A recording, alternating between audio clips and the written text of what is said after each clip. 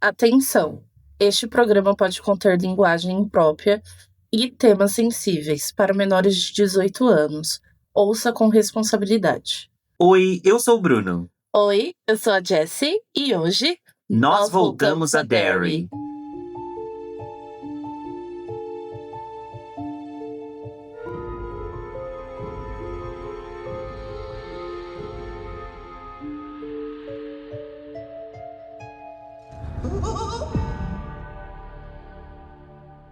Olá, otários! Tudo bem com vocês? A gente espera que sim. Sentiram nossa falta? A gente sabe que sentiram, não precisa responder. Foi uma pergunta retórica. Bem glinducha.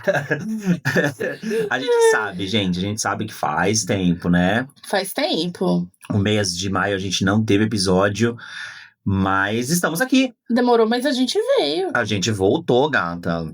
Mas por que a gente demorou tanto? Olha, gata, porque É a vida. a vida adulta, ela não é easy. Não mesmo. Ai, que vontade de chorar. Ei, calma, cadê minha babuína guerreira? Não chora, babuína. Gente, o trabalho no mês de maio tava pesado. Justamente no mês de maio, que é o mês do trabalhador, não é mesmo? Não, foi tenso. O dia primeiro veio com tudo. Veio com tudo e derrubou legal. Muita coisa pra fazer. A gente não tava com tempo pra ler o capítulo. E aí, eu queria até agradecer as pessoas que mandaram mensagem, perguntaram sobre os novos episódios, disseram que sentiram falta. Ai, senti falta, tava dirigindo o carro, não tinha episódio pra assistir, eu tava indo pra um lugar, tava indo pro trabalho, ou eu tava em casa e não saiu o episódio. Então, assim, gente, obrigado de verdade pela devolutiva de vocês. Isso faz toda a diferença pro projeto. Mas uma coisa que é importante a gente deixar muito bem marcada aqui é que o Back to Derry é uma ideia que surgiu na nossa cabeça de uma maneira muito espontânea e natural. Sim. Até que demorou pra gente começar. Demorou, a gente já tinha falado sobre isso uns anos atrás, né? Sim, a gente já tava com essa ideia, já tinha um tempinho aí, quase aí uns 2 anos e meio. Eu vou ser bem sincero com vocês, tá? A Jess tava enrolando porque ela não queria ler o livro de novo. Ela tava enrolando, eu falava, amiga, vamos ler o Hit de novo? Ela, ai, amigo, ai, não sei. Aí eu, ai, gente. Realmente, porque, Mas, assim, eu gostei muito da leitura, mas o pós-King, a coisa, foi muito traumático, porque foram 6 meses sem conseguir pegar em outro livro. Você ficou com ressaca literária? Muito, 6 meses sem ler nenhum livro depois. Caraca. E aí, por ser uma coisa muito espontânea, a gente não quer que o projeto seja feito de uma maneira forçada. Eu não quero ter que sentar aqui, gravar o episódio e quando terminar, sentir que foi tipo meio que obrigação, sabe? Sim, e também tem aquela coisa de pegar ranço da obra. Eu tenho muito essa preocupação. Como eu gostei muito da obra na época que eu li, a releitura ou ficar me obrigando a ler, eu fiquei com medo de ter esse ranço da obra. Sim, isso pode acontecer, né? Porque, afinal de contas, é a segunda vez, é a segunda leitura, é a releitura mesmo, e é um livro gigantesco. Então, é isso. Então, não fiquem preocupados, a gente não vai largar o projeto, a gente não vai abandonar o projeto, a gente não vai deixar de gravar. Mas, quando a gente estiver muito atolado com o trabalho, e não tiver tempo de ler e escrever um roteiro de uma maneira qualitativa, a gente vai adiar a estreia dos episódios. Porque eu não quero ter que usar, tipo, chat GPT pra montar, tipo, chat, resume aí pra mim o capítulo. Isso não é releitura. Não tem como, não é releitura. Não é releitura, então é importante a gente deixar isso bem marcado, tá? Não desistam da gente. Não desista. Somos humanos. Não brigamos, foi só realmente... Trabalho, gata, trabalho, baladeira, viu? Misericórdia, que mês. Cada um ficou atolado de uma forma ao mesmo tempo. Sim. Mas apesar dessa gap de episódio que nós tivemos no mês de maio, a gente se encontrou e nós fizemos um rolezinho aí. Sim, a gente bateu nossas perninhas, porque, né, só trabalhar não dava. Então, nós fomos para a Feira do Livro da Unesp de 2026, que estava aí na sua 8ª edição. E esse ano ela foi lá no Memorial da América Latina, na Barra Funda. Ela acontece ali por 3 ou 4 dias. E é bem legal, bem interessante. Eu gosto muito, eu já fui em outros anos. Foi a primeira vez do Bru. Eu nunca tinha ido. Foi a primeira vez que eu fui na feira da Unesp. Inclusive, eu quero aproveitar para dizer que se você está ouvindo esse podcast através dos cartões que nós entregamos na feira da Unesp, obrigado, tá? Por estar aqui, para acompanhar o podcast. Tive um bate-papo muito legal com uma moça num stand de uma das livrarias lá, das editoras. Não lembro o nome dela, porque eu acho que nem perguntei, na verdade. Não. A gente começou a conversar sobre It, a Coisa, e ela me perguntou qual era o meu livro favorito do King, e aí a gente foi respondendo, foi começou um envolvimento, assim. Então, se você tá ouvindo esse podcast, saiba que este episódio é dedicado pra você. O que eu achei da feira, amiga? Olha, não foi a minha experiência, uma das minhas experiências favoritas da vida, tá? Vou ser bem sincero. Eu acho que é desorganizada. Eu acho que é muito estreito o espaço pra você se movimentar e ver um livro com calma, ver o que tá no stand. Porque é como se fosse um cercadinho de um curral. As pessoas vão te empurrando numa fila assim, ai, quero ver esse, dá licença, dá licença. Você fala, meu Deus, calma, eu tô vendo essa merda desse livro, vagabunda. E aí, tipo, me dá muita raiva, eu não consigo ficar, tipo, num ambiente assim, descontrolado. Então eu prefiro 1000 vezes a Bienal de São Paulo. Tá? Inclusive, porque esse ano tem Bienal, galera. Esse ano tem Bienal, já estamos com as nossas credenciais devidamente feitas. Porque, né, se a gente tem uma oportunidade credencial, a gente faz. Até porque nós somos profissionais do setor. Não, querida, não sou só professor. Você é profissional do setor, né? Por este lado, por essa entrada, por gentileza. Eu acho que seria muito interessante, no final do episódio, você explicar porque você é um profissional do setor. Fica aí, gente. Fica aí que eu vou ensinar. Eu e a Joyce, tá? Um beijo, Joyce, pra você também. Nós somos todos professionals, tá? Profissionais do setor na Bienal de São Paulo. Mas é isso, eu achei a Bienal, assim... A Bienal não, a Unesp, a Feira da Unesp, eu achei boa em alguns pontos e não em outras. Eu comprei livros que eu acho que eu não veria em outros lugares. Eu não teria visto, eu nunca tinha visto. Uhum. Por exemplo, a versão em quadrinho do Hobbit, do Tolkien. Ou aquela versão do Silmarillion que eu comprei de capa dura também, que tá, nossa, lindíssima. E não obstante, obviamente que a gente compraria livros do Stephen King nessa feira, né? Sim, até porque a feira, ela tinha ali uma oportunidade de desconto. 50% de desconto, Fábio. Amiga, onde que tem 50% de desconto? Para, eles são muito mentirosos. Olha, você tá ouvindo esse podcast e você é parte da administração da Feira da Unesp, você é um mentiroso. Saiba que não tava. Tá, você é um repórter muito mentiroso. Porque 50%, eu levo na Amazon, R$62, lá tava 60. Mas a gente tem que pensar pelo fato que a Amazon começou bem naquele dia a Book Friday. Não vem querer defender, não. Não vem querer defender a Feira da Unesp, não, querida. Não tem desconto, não, gente. Alguns livros são baratos, alguns não. Alguns compensa, outros não. Uhum. Depende de cada editora. Os livros do King tava bem no precinho normal do King, né? Eu comprei Holly e Não Pisque. Do King eu comprei o Garoto do Colorado. Uhum. Livros muito bons. E aí, além disso, eu queria também deixar aqui um shout-out. Pra quem não fala 2 idiomas, tá? Só deixar aqui um hello, né? Um hi Lorena, pra galera da Astral Cultural. Uns queridos. Ai, gente, eles são uns fofos, os meninos que estavam no stand da Astral Cultural. E eles indicaram 3 livros. Eu comprei 3 livros com eles, LGBTQIAPN+. E um deles se chama O Rio que Me Corta por Dentro. Gente, que livro lindo. Eu tenho esse livro, ainda não li. Você precisa, amiga, você precisa ler urgentemente. Que livro sensível, que livro voraz, que livro forte, que história. Vai virar adaptação, sim! Eu sigo o autor no Instagram, o Raul Damasceno, e aí mandei uma DM pra ele, parabenizando pela obra, ele respondeu, ele é super fofo, um querido também. Ai, assim, que amor! Uma pessoa muito gentil. E que ele tenha muito sucesso com o próximo livro dele, que foi lançado agora também, inclusive. E com o filme que vai ser adaptado pro cinema, e ele mesmo que vai roteirizar. Maravilhoso. Então isso é bom, porque não foge tanto, né? Não. Então vai ser bem legal, tá? É isso, amores. Então, assim, eu indico ir a feiras, mas talvez a Bienal seja um melhor caminho do que a Feira da Unesp. Pra mim, funciona. Eu compro mais livros quando eu vou pra Bienal que na Feira da Unesp. Lá eu comprei só 8. Amiga, para. 8? Para. Você quer que eu fale o que o Nicolas Perini fez? Pode falar. Quantos livros o Nicolas Perini comprou? Ai, eu não me lembro. Acho que 20? foi o quê? 20 e poucos livros? 20? Você tá julgando o meu 8? Ah, por favor. Quantos livros você comprou, gatinha? Contando com os mangás, tá? É livro, tá? O mangá também é livro. Contando com os mangás, são 8. E tá falando de mim? Não, amigo, mas é que você tá falando. Ah, mas não compensou pra mim. E me leva 8?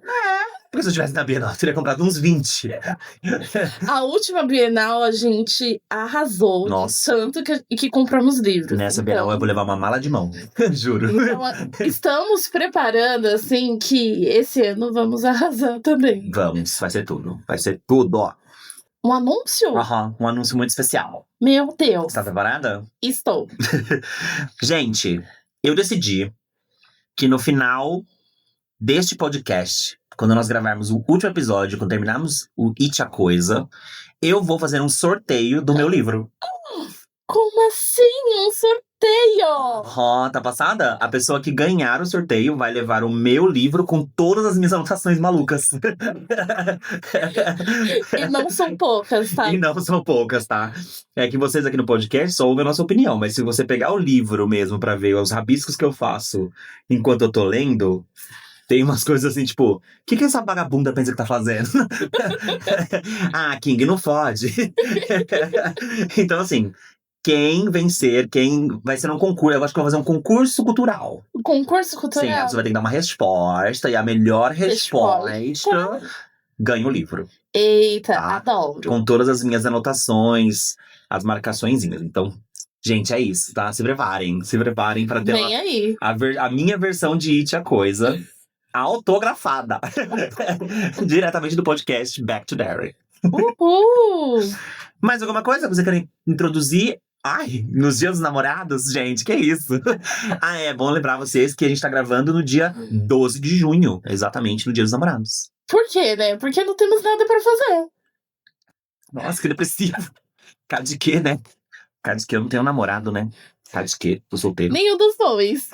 Amiga, quantos anos a gente tá passando pra passar junto, dia dos namorados? Esse é o 3º ano? É o 3º. Que você olha pra minha cara e fala assim, amiga, vamos em tal lugar? Eu falo, vamos. Aí, vai ser o nosso dia dos namorados. A gente já saiu, a gente já foi de cinema, aí a gente tá aqui gravando. Com pãozinho de queijo. Ó, fiz pãozinho de queijo pra minha namorada. Pãozinho de queijo, coquinha, cocucha da madruxa. Cocucha, temos cocucha. Então, assim, né? É um evento especial, tá? Ai, amiga, te amo. Ai. Gente, pra vocês que estão ouvindo agora, a gente tá se abraçando, tá? Ai, amiga, te amo. Te amo. Vamos lá, então vamos começar esse babado, porque, gente, tem coisa pra falar, viu? Esse episódio, segura a peruca, porque vai ter 2 horas. Com certeza, afinal, ele é um capítulo longuinho, né? Sim. Ai, bora pra introdução? Partiu. Então, solta a voz, gata. Parte 2, junho de 1958. Capítulo 4. Ben Hanscom sofre uma queda. Como vocês já estão carecas de saber, a gente vai começar então esse episódio com uma visão geral do capítulo. Uhum. Posso começar falando uma coisa? Eu amei! Ai, gente, glória a Deus, graças a God. A gente teve um capítulo bom depois daquela bomba que foi aquele interlúdio. Primeiro que você acha o interlúdio uma bomba. Eu gosto muito do interlúdio. Ai, lá vem a historiadora. Nossa, amiga, esse capítulo devolveu o ar que eu precisava pro It a Coisa. Você acha que voltou? Nossa, voltou muito. Eu consigo perceber já 3 escritas diferentes dele. Uhum. Do King. Porque o primeiro é muito introdutório e é perceptível. Parece que tá muito crua a história. Uhum. Aí vem o interlúdio, que eu sinto que é uma coisa muito técnica. Eu gosto muito. Bruno não gosta. Nada. Bruno não gosta. Nada. Tá. E aí a gente volta pra esse capítulo e ele parece que é escrito até por outra pessoa. Ele tem um frescor, assim, né? Sim, ele é fresco. Essa é a palavra. Esse capítulo, ele conta com 50 páginas. Sim. Eu li tudo de uma vez, assim. De uma vez. Eu sentei e falei, pô, preciso ler pra gravar, tal, deixa eu pegar aqui pra ler. Sentei pra ler. E eu não queria parar. Eu já tinha trabalhado, dado aula o dia inteiro, eu tava cansado, morto. Mas eu fui até o final, assim, porque tava tão... É tão cativante, vai te puxando, vai te prendendo, vai te mostrando, vai falando. E eu gostei muito da forma com que ele foi narrado, porque aqui ele é linear. Sim, ele vai ter o começo, o meio e o fim, né? E ele deixa aquele quesinho de curiosidade pra saber o que vai acontecer na próxima página, conforme você vai lendo. Sim. E é engraçado porque, assim, eu e o Bruno estamos lendo de formas de mídias diferentes.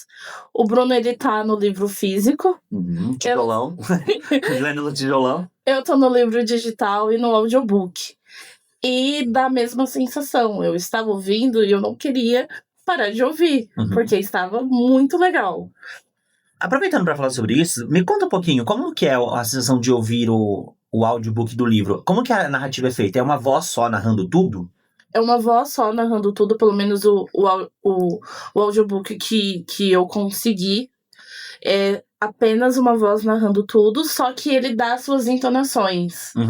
Então, eu gostei bastante. Pô, seria muito legal se fosse igual os livros do Harry Potter que eles estão fazendo agora, que cada personagem tem uma pessoa narrando a voz, né? Sim, seria bem interessante. Seria genial. Imagina colocar, por exemplo, mesmo que fosse em inglês, colocar o Bill Skarsgård pra fazer as vozes, as falas do Pennywise e tal. Sim. Ia ser muito doido, ia ser muito bom. Incrível. Maravilhoso. Fica aí a dica. Ai, gente, fica aí a dica. Faça um audiobook atuado, né? Do livro como um todo. Vai ser tão da hora. Mas enfim, a gente sabe que então, de novo, voltando, são 50 páginas. E vai levar a gente de volta para os acontecimentos da infância do Clube dos Otários. Só que a gente tem um pequeno ganchinho ali no começo. Sim. E você conseguiu sentir a diferença? Porque a parte 1, que era lá a Sombra Antes, que a gente terminou com o capítulo com o interlúdio, os capítulos iam alternando. Um capítulo era em 58 e o outro era em 84. Sim. Agora, aqui não é mais assim, gata. Não, deu o gancho e foi pra 58 e por ali ficou. Agora é meio que uma farofa, agora vai que vai. Tipo, a gente vai ter flashback deles adultos e eles criança. No livro a gente tem essa percepção melhor pelo fato da mudança de fonte. Que eu achei essa tática genial. Não fica só a data, mas a gente tem uma mudança de fonte pra dar aquela sensação dos flashbacks. E eu acho que isso é uma jogada interessante. A tipografia muda, né? E a forma que ele volta pro passado é genial. O tilintar da volta para o passado é muito interessante. E você se sente numa máquina do tempo voltando. Nossa, total.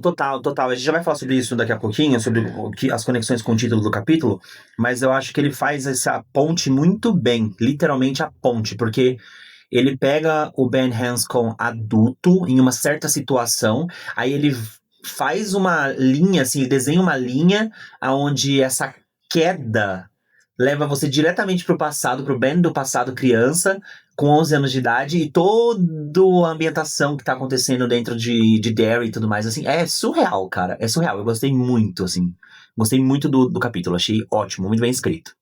E também tem o fato de ser sobre o Ben, porque a gente gosta muito dele, né? Ele é o nosso dos faves. Ele não é o fave pra mim, mas ele, tipo assim, ele é o chaveirinho, assim. Eu acho que ele é o coração da turma. Ele é o coração, sem sombra de dúvida. Ele é maravilhoso. Tudo bem, então, temos um ótimo capítulo, mas devo trazer uma informação também que eu acho que deve ser dita, é que esse capítulo tem muitas problemáticas de escrita.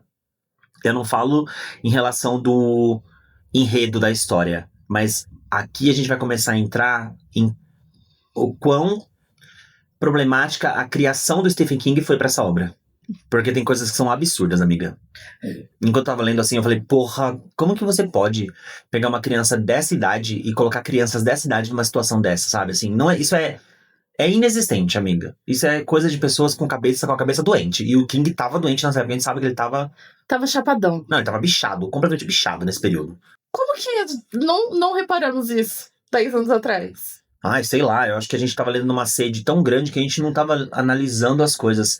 Porque dessa vez eu li, eu falei, não, gente, é absurdo, chega a ser nojento, sabe? Sim. Você fala, meu Deus do céu, não faz sentido, não faz sentido. Não faz. E é por isso que talvez eles tenham adaptado algumas coisas nos filmes. Mudado, melhorado, adaptado em relação à idade dos personagens, porque isso é uma coisa que me incomodou muito dentro desse capítulo. A relação de idade das crianças do Clube dos Otários e do grupinho do Henry Bowers. Porque eu dou aula a gente dá aula pra criança. Sim. A gente trabalha em escola, a gente trabalha com essa faixa etária. E essa faixa etária dos 11, 12, 13 anos de idade, a gente sabe que existe maldade, que existe comportamento, mas aqui a coisa é tão desgringolada que eu acho que é demais, que ultrapassa. E aí o que eu sinto, eu não sei se você também pensa a mesma coisa, é que me arranca da história. Eu não chego a dizer que me arranca da história, mas me veio o questionamento de será que foi dessa forma pra realmente chocar? Porém, depois também me vem outro questionamento. Mas será que a pessoa já vai escrever nessa intenção de querer chocar? Então, mas é que não me choca. O problema é, se ele escreveu na intenção de chocar, ele falhou miseravelmente, porque não choca. Incomoda.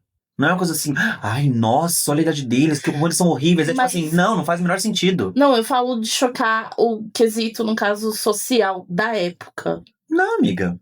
Mas é o que eu tô falando, tipo, não choca. Não Uhum. choca. Choca, boca com boca. Tão pequenininha. Ai, pensei na hora, agora na minha cabeça na hora veio a música da Anitta. Porque, né? Realmente faz assim, ó. Isso na época da Copa, né? Tem tudo isso. Mas não, eu acho que não. Eu acho que não tem nada a ver. Eu acho que é uma coisa que mais me incomodou e mais me fez pensar, nossa, Kim, como você é patético. Por que o Henry Bowers não podia ser mais velho, sabe? Não tem necessidade dele ter a idade que tem e agir da maneira que ele age. Isso realmente incomoda, assim, demais. É algo que você fica, não é possível. Tanto é que na forma que eu vou lendo, vou ouvindo o livro, a minha imagem dele sempre acaba sendo mais velho. Porque, pra mim, não tem como uma criança também. de 12 anos fazer o que o Henry Bowers faz. Exato. Pra mim também. Pra mim tem essa mesma lógica.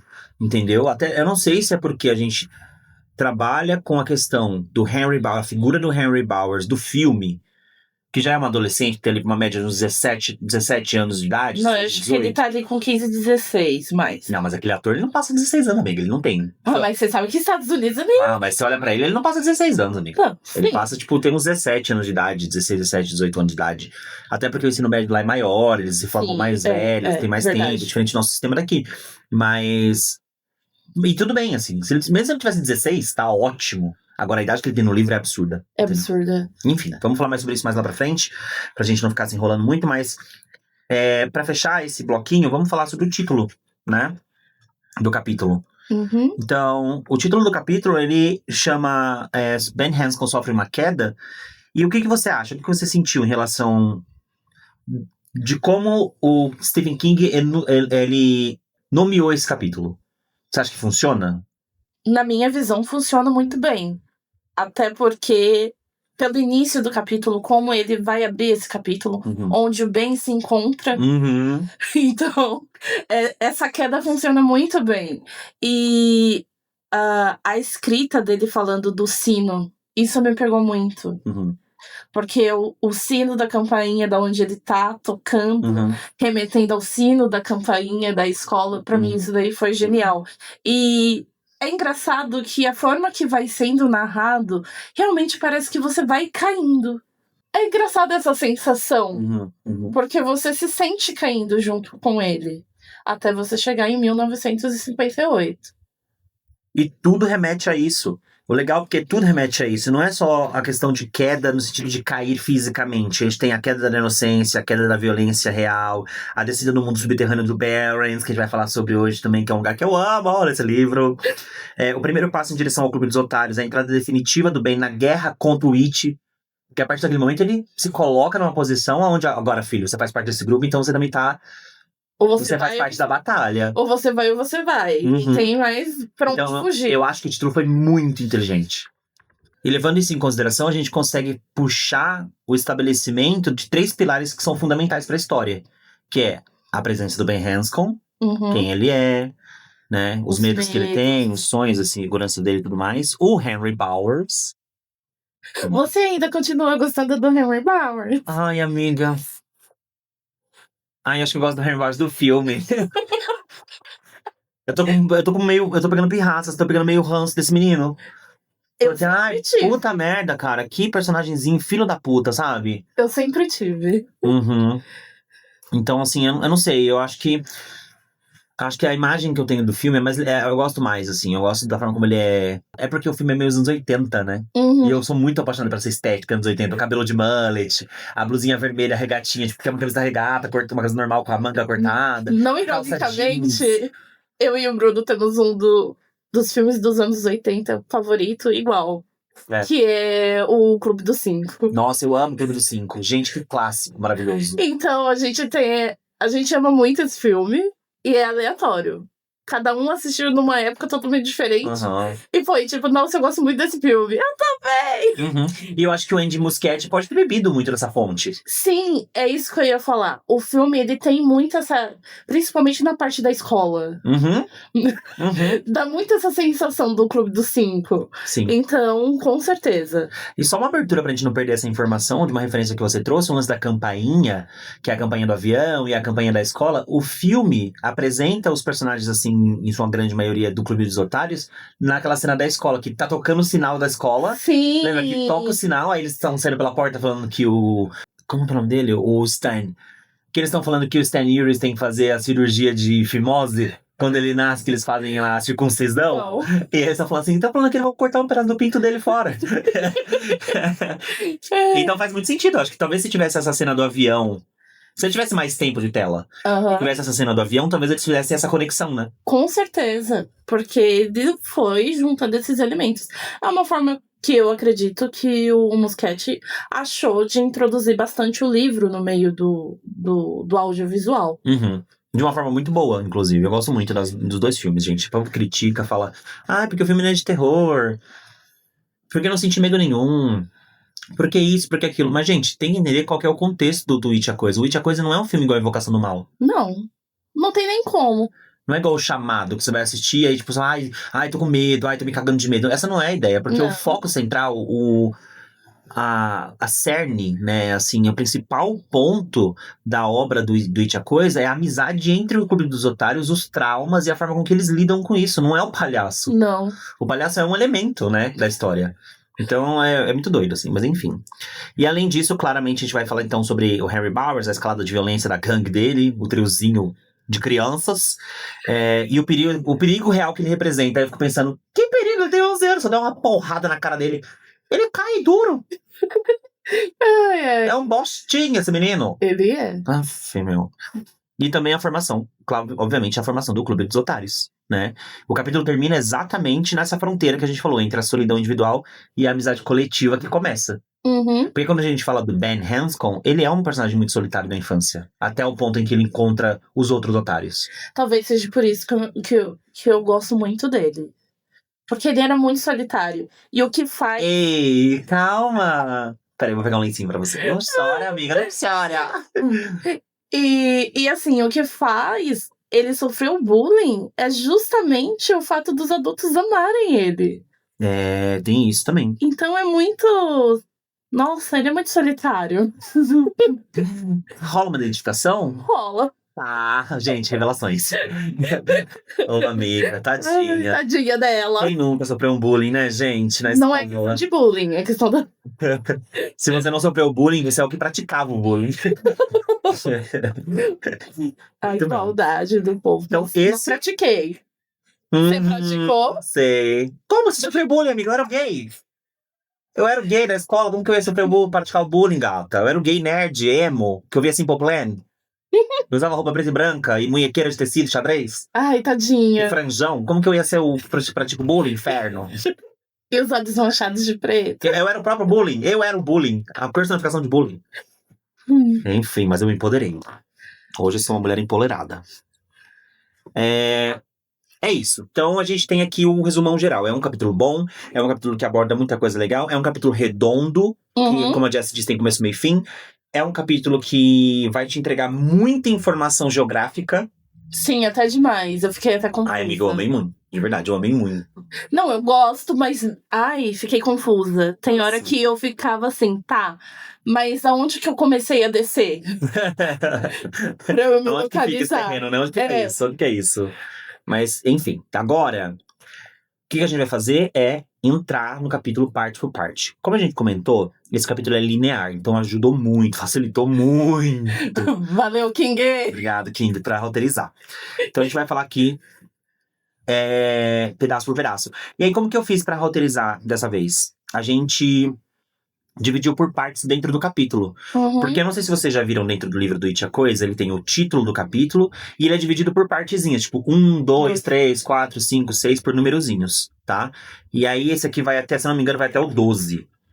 Lembrando que ele tem numerozinhos, mas não existe um subtítulo. Não é existe, só um número. Não existe, é só um número. É um número que representa aquele bloquinho da história, tá? É isso mesmo, esse vai até o 12. E aí a gente foi dividir. Então vamos começar a gente foi dando... O subtítulo veio da gente mesmo, né? A gente que decidiu pra poder sintetizar a informação. A primeira parte que a gente vai dizer aqui é Ben e o avião. Essa parte da história é a única parte que acontece em 1985. Isso. Conta pra gente o que tá acontecendo, amigo. Essa parte, ela vai acontecer após aquela saída bombástica dele do bar do Rick Lee. Só que estamos num ambiente totalmente diferente. Ele tá embarcando. E a comissária já tinha sentido o álcool, o cheiro do álcool na hora que ele entra no avião. Então ela pensou, o quê? Esse vai me dar trabalho. Porque ele é um homenzão, né? Tipo, se a gente for pensar, ele é um homem, que lá no capítulo dele fala que ele é um homem não corpulento, mas ele tem uma estrutura óssea, ele é grande, ele não ele não é tipo uma pessoa raquítica, né? Magrela, fácil de lidar. Lembrando que, né, como ele passou toda a infância dele lidando com o peso, quando ele ficou um adulto, ele tentou fazer todos os procedimentos para ele se tornar o mais próximo do padrão aceitável pela sociedade possível, né? Então a gente tem a descrição de que ele é um homem alto, corpudo, vamos se dizer aí, que ele é definido. Ai, que tesão. E ele é um homem padrão, porque, né, eu acredito que seja louro, porque nas descrições tá falando que ele tá grisalho. Mas é um grisalho todo, então o cabelo louro fica grisalho mais rápido. Tem isso também. Beleza. E aí a comissária vai lá, começa o atendimento, todo mundo sentado no seu lugarzinho, ele tá lá no assento dele, só que ele tá meio... assim, catatônico, né? A gente vai dizer que ele tá no estado de catatonia, porque ele tá parado, sentado, olhando pra frente o tempo inteiro, ele não se comunica, ele não responde, ele não fala, até a comissária diz, passa por ele e pensa, tá morto. Morreu. Gente, esse macho tá morto aqui no avião. Mas ele só tá absorto nos pensamentos, porque como a Jessie comentou, ele vem diretamente da situação do Rick Lee, pega o voo pra ir pra Derry. Então, é uma ligação direta, né? Sabe uma coisa que eu achei muito engraçada? O quão custoso é pessoas que já saíram de Derry voltar. Porque parece que foi tão custoso aquele voo que a gente não tem ideia depois do que acontece durante o voo. Mas esse início a gente percebe que tá ali tendo uma turbulência. Muito forte, né? Mas é uma turbulência, assim, que você vai lendo, você fica agoniado. Aí você pensa assim, nossa, quão difícil é chegar em Derry. E sabe o que é mais louco que isso, além disso também? Que tá tendo a turbulência, as crianças estão chorando, tem gente gritando, desesperada, porque tá chacoalhando as coisas, daí a comissária tá tentando resolver, e ele tá simplesmente parado, assim. Ele não expressa nenhum sentimento de pavor, de medo, de... ai, esse avião vai cair. E aí é legal porque a gente pode reconectar com o título do capítulo, que é Sofre uma Queda. Aí você pensa, pronto, vai cair o avião, ele vai morrer. Ele vai morrer. Né? E não é bem isso, mas essa queda pode ser dita como uma queda de consciência. Porque com a tempestade que tá acontecendo lá fora, e mais uma vez a gente tem a água presente, a água tá presente em todos os momentos. Você pode perceber que na morte do George tinha água. Quando o menino foi jogado da ponte lá, o Melon foi jogado da ponte, foi jogado na água. Tem a chuva, tem a tempestade. A água é um elemento constante em It a Coisa. Talvez a água tenha uma simbologia muito forte pro Stephen King, de alguma forma. Sim. Né? E aí, tá rolando todo esse trelelê, esse pavorô do negócio, e ele tá lá de boa. Só que ele tá tendo uma queda de consciência. Porque conforme ele vai se aproximando de Derry, o avião vai indo e vai chegando mais próximo, o avião funciona como aquilo que você comentou, que é bem uma máquina do tempo. Porque ele vai voltando de 85 para 81, 77, 69, até chegar em 1958. Que é quando a gente tem as maiores consciências. Então, quanto mais ele se aproxima, mais as lembranças da infância vão retornando, vão atingindo ele. E esse é o ponto trecho que o Ben percebe de uma vez por todas, que por estar por fora de Derry, né, por ter saído de Derry, ele simplesmente esqueceu os principais pontos da infância dele. Assim como os outros, que teve esse apagamento mental. E aí agora, essas memórias elas vão vindo com força total. E a gente percebe novamente isso pela queda. Sim. E eu acho muito importante esse começo. Ele não é longo, ele é muito curtinho, as narrativas. Não dá nem uma página completa direito? Não, dá sim, dá. Mas acho que é coisa de uma página, assim, uma página, metade da outra, acabou. Acabou, é bem curto. É muito curto. Mas é importante porque justamente mostra como a consciência dele está se reconectando com a infância. E aí a gente vai para o segundo ponto do capítulo, que é Ben e o Colégio de Derry. E daqui para baixo, até o final do capítulo, a gente só vai focar em 1958. O foco agora do trecho 2 vai ser o abandono infantil, né? Que o Ben, ele é a carinha desse abandono. Começa ali pelo último dia de aula do Ben, contando os minutinhos para poder entrar de férias. Os momentos, assim, mais emocionantes. Eles estão no 5º ano, né, do ensino fundamental. Então ele tem uma média aí de 11 anos. Então a gente pode contar que todos os alunos, toda a galerinha que compõem o Clube dos Otários, eles têm essa média de 10, 11 para 12. Na verdade é mais pra 11 para 12. Na verdade não, porque quem tem 11 para 12 é o Bowers. E ele é repetente. Ele já não tem 12 completo? Não, ele tem 12, mas ele é repetente. Então, tipo, ele tá na mesma turma que o Ben, só que ele tem 12. Então, ele é mais velho. Sim. Eles devem ter porque a gente não sabe, que as férias acontecem mais ou menos em junho nos Estados Unidos. Bem nessa época que a gente tá agora. É verdade, bem nessa época que a gente tá agora. Começa em junho as férias. Então, se a gente contar aqui, quem faz aniversário depois, vai ter tipo um ano a menos. Sim, verdade. Quem faz antes já vai ser mais velho. Então, eles têm essa média de 10 e 11. E o Bowers e a turma dele, a média de, tipo, 11 e 12. Entendeu? Sim. Pra fazer 12 e pra fazer 13. E aí, né, a gente vai ver as chatinhas da Sally Miller e da Greta Bowen. A Greta Bowie, ela aparece no filme. Você lembra dela? Sabe quem que é? Lembro vagamente. É aquela menininha que assina o gesso do Ed na farmácia. Ah, aquela chata. Ela que é a Greta Bowie. E ela não é a mesma que chuta a porta quando a Bev tá no banheiro? Sim. Fala, você vai sair daí, sua putinha? É a Greta Bowie. Essa menina que é a Greta Bowie. Como a gente viu, né? Ela é super legal. Não, um amor de pessoa. Amorzinho. Então a gente vai ter a visualização da Bev. Porque a Bev e o Ben estudam na mesma sala. Sim. E antes é importante só a gente reforçar que a Sally Miller e a Greta Bowie, elas são meninas bem patricinhas do colégio, elas moram numa área mais rica da cidade, elas moram no West Broadway. E aí o comportamento delas é muito isso. Já a Bev é uma menina pobre, ela mora no subúrbio de Derry, né, numa região mais metropolitana, mais barata. E aí a gente consegue entender como ela já é ignorada desde sempre. Sim. Porque elas estão na sala de aula e aí a Sally Miller pergunta alguma coisa pra Bev sobre as férias e tal. E aí depois ela se toca. Ela se toca que ela perguntou. Ela fala assim, alguma coisa das férias de verão, tal, não sei o que. Falta pouco tempo pra acabar as aulas, alguma coisa de boletim. E ela cai em si, que ela tá perguntando pra Bev. E depois ela faz, ai, que droga, cara. O que eu tô falando com você? Você é pobre. Não adianta tá falando com você, garota. E a Greta Bowie tava do lado já com uma cara de... Que você tá falando com essa mendiga? É um bullying muito pesado. Fortíssimo, é um bullying fortíssimo. Que eu nunca consegui visualizar em escola nenhuma.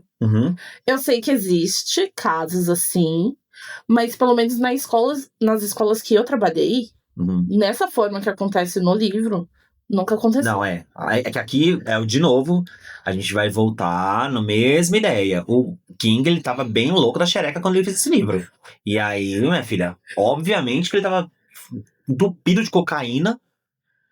E aí essa situação muito difícil, muito pesada. Mas a vida real, a gente sabe que tem bullying, tem problemas, mas aqui parece que todo mundo odeia todo mundo. Não é todo mundo odeia uma pessoa específica. Não é bullying contra uma pessoa, é todo mundo odiando todo mundo. Então a gente vai ter aí essa Bev, que na visão do Ben, ela é extremamente bonita, mesmo estando com uma marca roxa na bochecha. Então a gente já pega aí esse gancho de que a Bev sofre aí suas agressões. Não está especificando da onde ela tirou essa bochecha. Como já conhecemos a história, já comentamos a vida dela, a gente já deduz que vem do pai. Mas aqui só temos um vislumbre de que ela é bonita mesmo com a bochecha roxa. E as roupas também, né? Porque as roupas dela são todas também utilizadas, são doações do Exército da Salvação. Porque não é uma roupa chique, é uma camiseta longa, larga, é uma calça surrada. Nunca no tamanho dela. Nunca no tamanho dela. Então, isso é citado. E aí ela mora na rua, na rua que ela mora, onde ela mora no prédio mais pobre, na Lower Main, que é tipo uma das ruas de Derry, mas o prédio mais pobre, ou seja, já consegue entender que ela é uma lascada. Sim. Né? E mesmo ela sendo assim, ela é literalmente uma fodida, coitada. O Ben sempre admirou essa menina. Sim, ele é apaixonadinho. Ele é apaixonado, gente. É tão bonita a forma que ele fala. Isso eu acho muito bonita, a forma que ele fala da Bev. É literalmente um amorzinho de infância. Então é muito bonita. A descrição que tem dele falando dela é sempre muito bonito. Sim. E eu acho legal como o Stephen King ele usa música pra mostrar isso. Porque enquanto o Ben tá falando sobre a Beverly, ele fala sobre músicas, sobre cantores e trechos de música que são fundamentais para ele expressar isso. Então ele pega lá um trecho e fala: menina, eu gostaria de segurar na sua mão. Eu gosto muito quando o autor usa a música como subterfúgio para expressar algo de maneira não óbvia. E eu acho que enriquece muito o livro, sabe? E ele usa isso muito bem. Então é bem, bem legal. Seguindo com a narrativa que vai entregar mais sobre o Ben e a vida dele dentro do colégio de Derry, a gente percebe que ele sofre muito bullying por ser gordinho, né? E tem pra gordinha? A gordinha também ganha? Eu amo esse meme. Eu também ganho por ser gordinha? Então, o Arroto Huggins, né? Ele vive dizendo pelos corredores do colégio, quando avista o Ben, que o Papai Noel trouxe peitinhos de Natal pro Ben. E aí, ele acaba usando o moletom o tempo todo pra isso. E aí, no livro até fala que ele tem um moletom, um azul, um preto, um marrom, tipo, 4 moletons. 2 azuis escuros, um marrom e um cinza, acho. 4 moletomzinhos que ele sempre usa pra esconder. Pra poder se esconder. Mas o moletom, ele é uma artimanha de todo adolescente, né? Não sei, nunca usei. Usava o moletom quando tava com frio. Nunca precisei usar o moletom pra esconder nada. Nossa, que chique. Eu sempre fui linda, querida. Eu sempre fui uma pessoa belíssima. Então, eu não sei. Conta pra mim, contem aí nos comentários, gente, vocês mortais, como que foi pra vocês no colégio. Usavam sempre moletom? Porque eu usava sempre moletom. Fazia um calor de 40 graus e saía. Eu não, gata. Da escola de moletom. Eu não. Não só eu, como muitos colegas da época da escola também saía de moletom da escola. Mas eu já trabalhei em colégio em que o aluno ele sempre usava blusa de moletom. Podia estar um calor de 75 graus e o aluno tava sempre de moletom. Deu passar mal, eu tava de camiseta fininha assim, dentro da sala de aula, passando mal de calor, minha pressão cair, e eu olhar pro aluno e tá de moletom. E eu pensar, meu Deus do céu, como meu Deus, eu tô com calor por você. Não, eu tava morrendo, eu tava passando mal de calor. Uma loucura. Então vem aí, né, a situação da penúltima semana de aula deles, né, que eram as provas finais, onde ele se tornou o principal alvo do Harry Bowers. Sim. E até antes disso, quando a professora pedia pra ele fazer as coisas, o Henry Bowers sempre falava assim, puxa saco, sabe, tipo, puxa saco da professora. Porque ele era uma pessoa, o Ben é uma pessoa que gosta de literatura, de leitura, de escrita, então ele tem um apreço pelo que ele estuda. Diferente do Bowers, que é um saquinho de lixo. É engraçado que, assim, o Ben, ele gosta de todos os tipos de matéria. Dá pra perceber que ele tem um apreço por todos. Ele gosta muito da literatura, ele gostava muito da arquitetura já desde pequeno. Depois a gente vai perceber o motivo. Ele também gostava muito de escrever poesias. Não era a matéria favorita dele, mas ele gostava. Ele prestava ali sua atenção. Ele é muito querido, por isso que a gente chama ele. Sim. E então a gente tem essa situação com Henry Bowers e a cola na prova de matemática. Eles estão lá fazendo a prova final. O Bowers fala pra ele assim: deixa eu colar. E ele não deixa, ele cobre a prova, ele se curva em cima da folha e não deixa o Henry Bowers colar. E o Henry fica puto, porque se ele não cola, ele não passa. Ele fica de recuperação, o pai dele regaça ele. Então a gente tem aqui já o mote, né? Um dos motes, porque eu acho que ele já era perseguido. Porque se ele sofria bullying do Arrodo Huggins antes, e do Chris e do Bowers, já era um alvo. Ele já tinha um alvo desenhado nas costas. Ele já era um alvo pelo fato dele ser gordo. Só que aí ele não era um alvo com motivo. Ele era o alvo da zoação. Aliás, é perceptível que a turminha do Bowers, eles arrumam os seus alvos primeiro pela zoação. Só que se alguma coisa acontece e eles se sentem prejudicados, porque foi isso que o Bowers se sentiu. Ele se sentiu prejudicado porque o Ben não deixou ele colar. Então, ele vai querer, ele literalmente usa esse termo, arregaçar com o Ben. Né? Ele cita isso várias vezes. Eu vou ler aqui um trecho agora que mostra justamente como que é como é narrada essa visão que as pessoas têm do Henry Bowers e do grupinho dele. Na metade da prova de terça-feira, que por acaso era de matemática, um sussurro chegou a bem pelo corredor divisório. Era baixo, discreto e eficiente. Como um sussurro de um golpista veterano passando uma mensagem no pátio de exercícios de uma prisão. Me deixa copiar. Ben olhou para a esquerda diretamente para os olhos pretos e furiosos de Henry Bowers. Henry era um garoto grande, mesmo aos 12 anos. Seus braços e pernas eram grossos de músculos, desenvolvidos no trabalho na fazenda. O pai dele, que tinha fama de louco, possuía um lote no final da rua Kansas, perto da fronteira municipal com Newport. E Henry trabalhava por pelo menos 30 horas por semana capinando, arrancando ervas daninhas, plantando, retirando pedras da terra, cortando madeira e colhendo se houvesse alguma coisa para colher. O cabelo de Henry era cortado com uma área achatada em cima e tão curto que o branco do couro cabeludo aparecia. Passava a ser a Butch na frente com um tubo que sempre carregava no bolso da frente da calça jeans. E como resultado, o cabelo acima da testa parecia os dentes de um cortador de grama. Um odor de suor e chiclete Juicy Fruit sempre o envolvia. Ele usava uma jaqueta rosa de motoqueiro com uma águia nas costas para ir à escola. Uma vez, um aluno do 4º ano foi tolo o bastante para rir daquela jaqueta. Henry partiu para cima do moleque com a flexibilidade de uma doninha e a rapidez de uma cobra, e socou o moleque com um punho sujo pelo trabalho. O garoto perdeu 3 dentes da frente. Henry ganhou 2 semanas de suspensão na escola. Ben esperava, com a esperança não direcionada, mas ardente dos oprimidos e aterrorizados, que Henry fosse expulso de uma vez por todas. Mas a sorte não estava do lado dele. O pão cai sempre do lado da manteiga virado para baixo. Quando a suspensão acabou, Henry voltou com seu andar gingado para o pátio da escola, resplandecente e irado com a sua jaqueta rosa, com o cabelo com tanta cera que parecia gritar no crânio dele. Os 2 olhos estavam inchados e com traços da cor da surra que o pai doido deu nele por brigar no pátio. As marcas de surra acabaram sumindo. Para os garotos que coexistiram com a Henry em Derry, a lição não foi esquecida. Até onde Ben sabia, ninguém disse nada sobre a jaqueta rosa com a águia nas costas depois disso. É possível perceber aqui que ele é uma criança horrorosa, que já convive com a violência. E uma coisa que me pegou lendo essa parte do capítulo é que o Henry Bowers, diferente do que a gente viu na adaptação do filme, o pai dele não é policial. O pai dele é fazendeiro. Eu fiquei chocada com isso.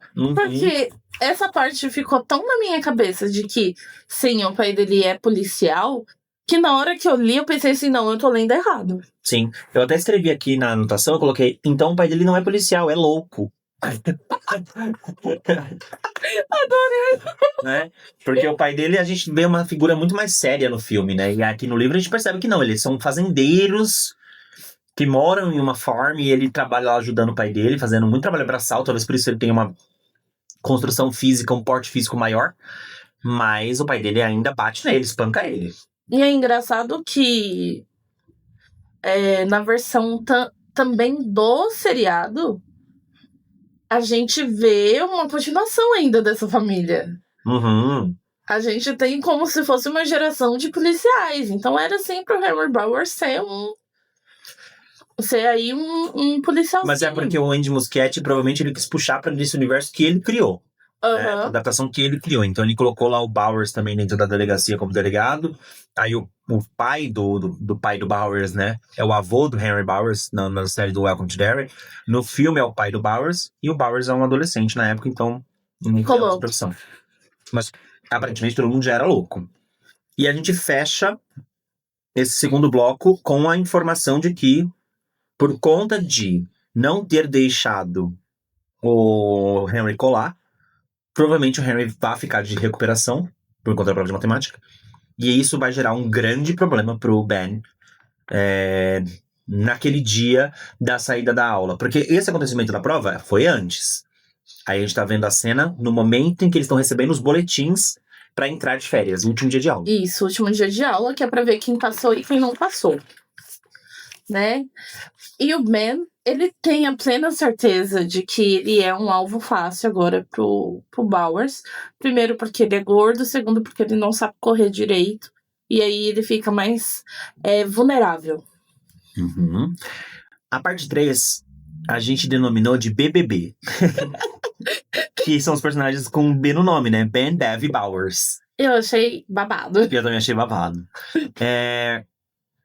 Logo, dando sequência na cena, ele pega o boletim dele, sai vazado, e aí conforme ele tá saindo no corredor da escola, ele tromba com a Bev, ele acaba encontrando com a Bev no meio do caminho, né? O que você achou dessa cena? Você gostou? Eu gostei. Eu gosto mais do filme. Você gosta mais do filme?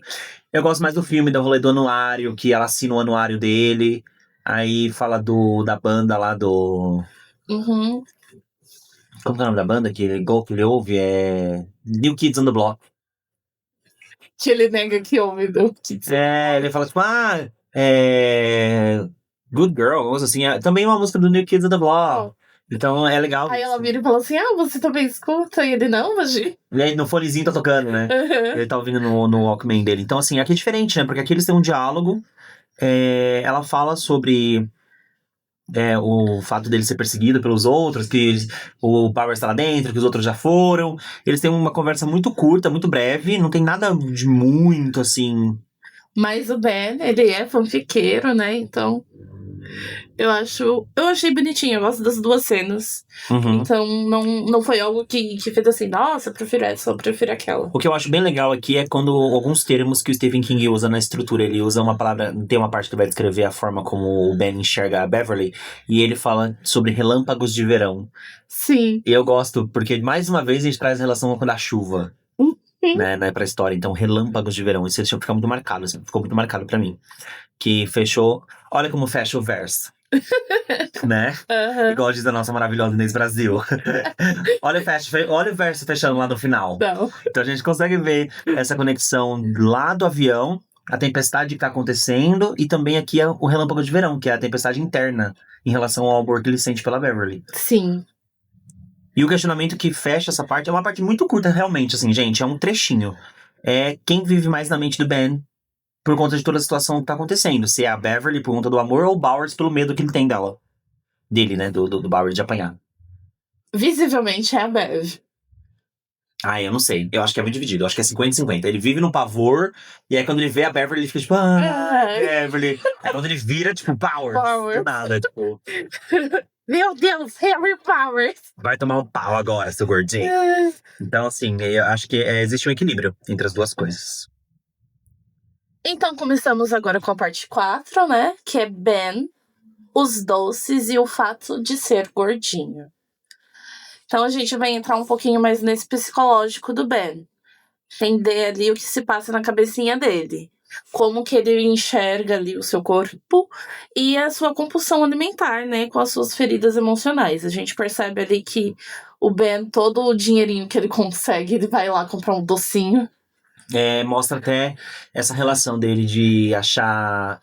É muito barato as coisas naquela época, né? 1 centavo. Um centavo uma bala. 1 centavo a bala, um pirulito, os negócios, 1 centavo. E aí ele acha 24 centavos. Isso é 23, não, 25. 25 centavos.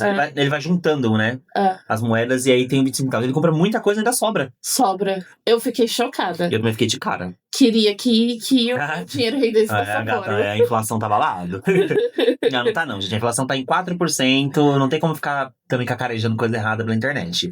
Inflação de 4%, menor taxa já nos últimos anos. E é isso, tá? Aceita que dói menos. Então aí a gente também vai começar a perceber a paixão que ele tem pela arquitetura. Porque ele sai da escola lá, contando suas moedinhas, ele faz a sua comprinha de doces, fica feliz porque ele vai conseguir comprar o doce que ele queria, que ele acaba sendo um pouquinho mais caro. E aí ele vai embora, vendo os prédios e encontra o prédio da biblioteca, que é o prédio que ele mais ama na cidade. Sim. Já a gente vai voltar para essa questão do prédio, porque ele vai falar mais sobre isso, mas é legal ver como a relação dele com a arquitetura já é desde criança, porque a mãe dele fala que ele era muito bom com aqueles bloquinhos de montar.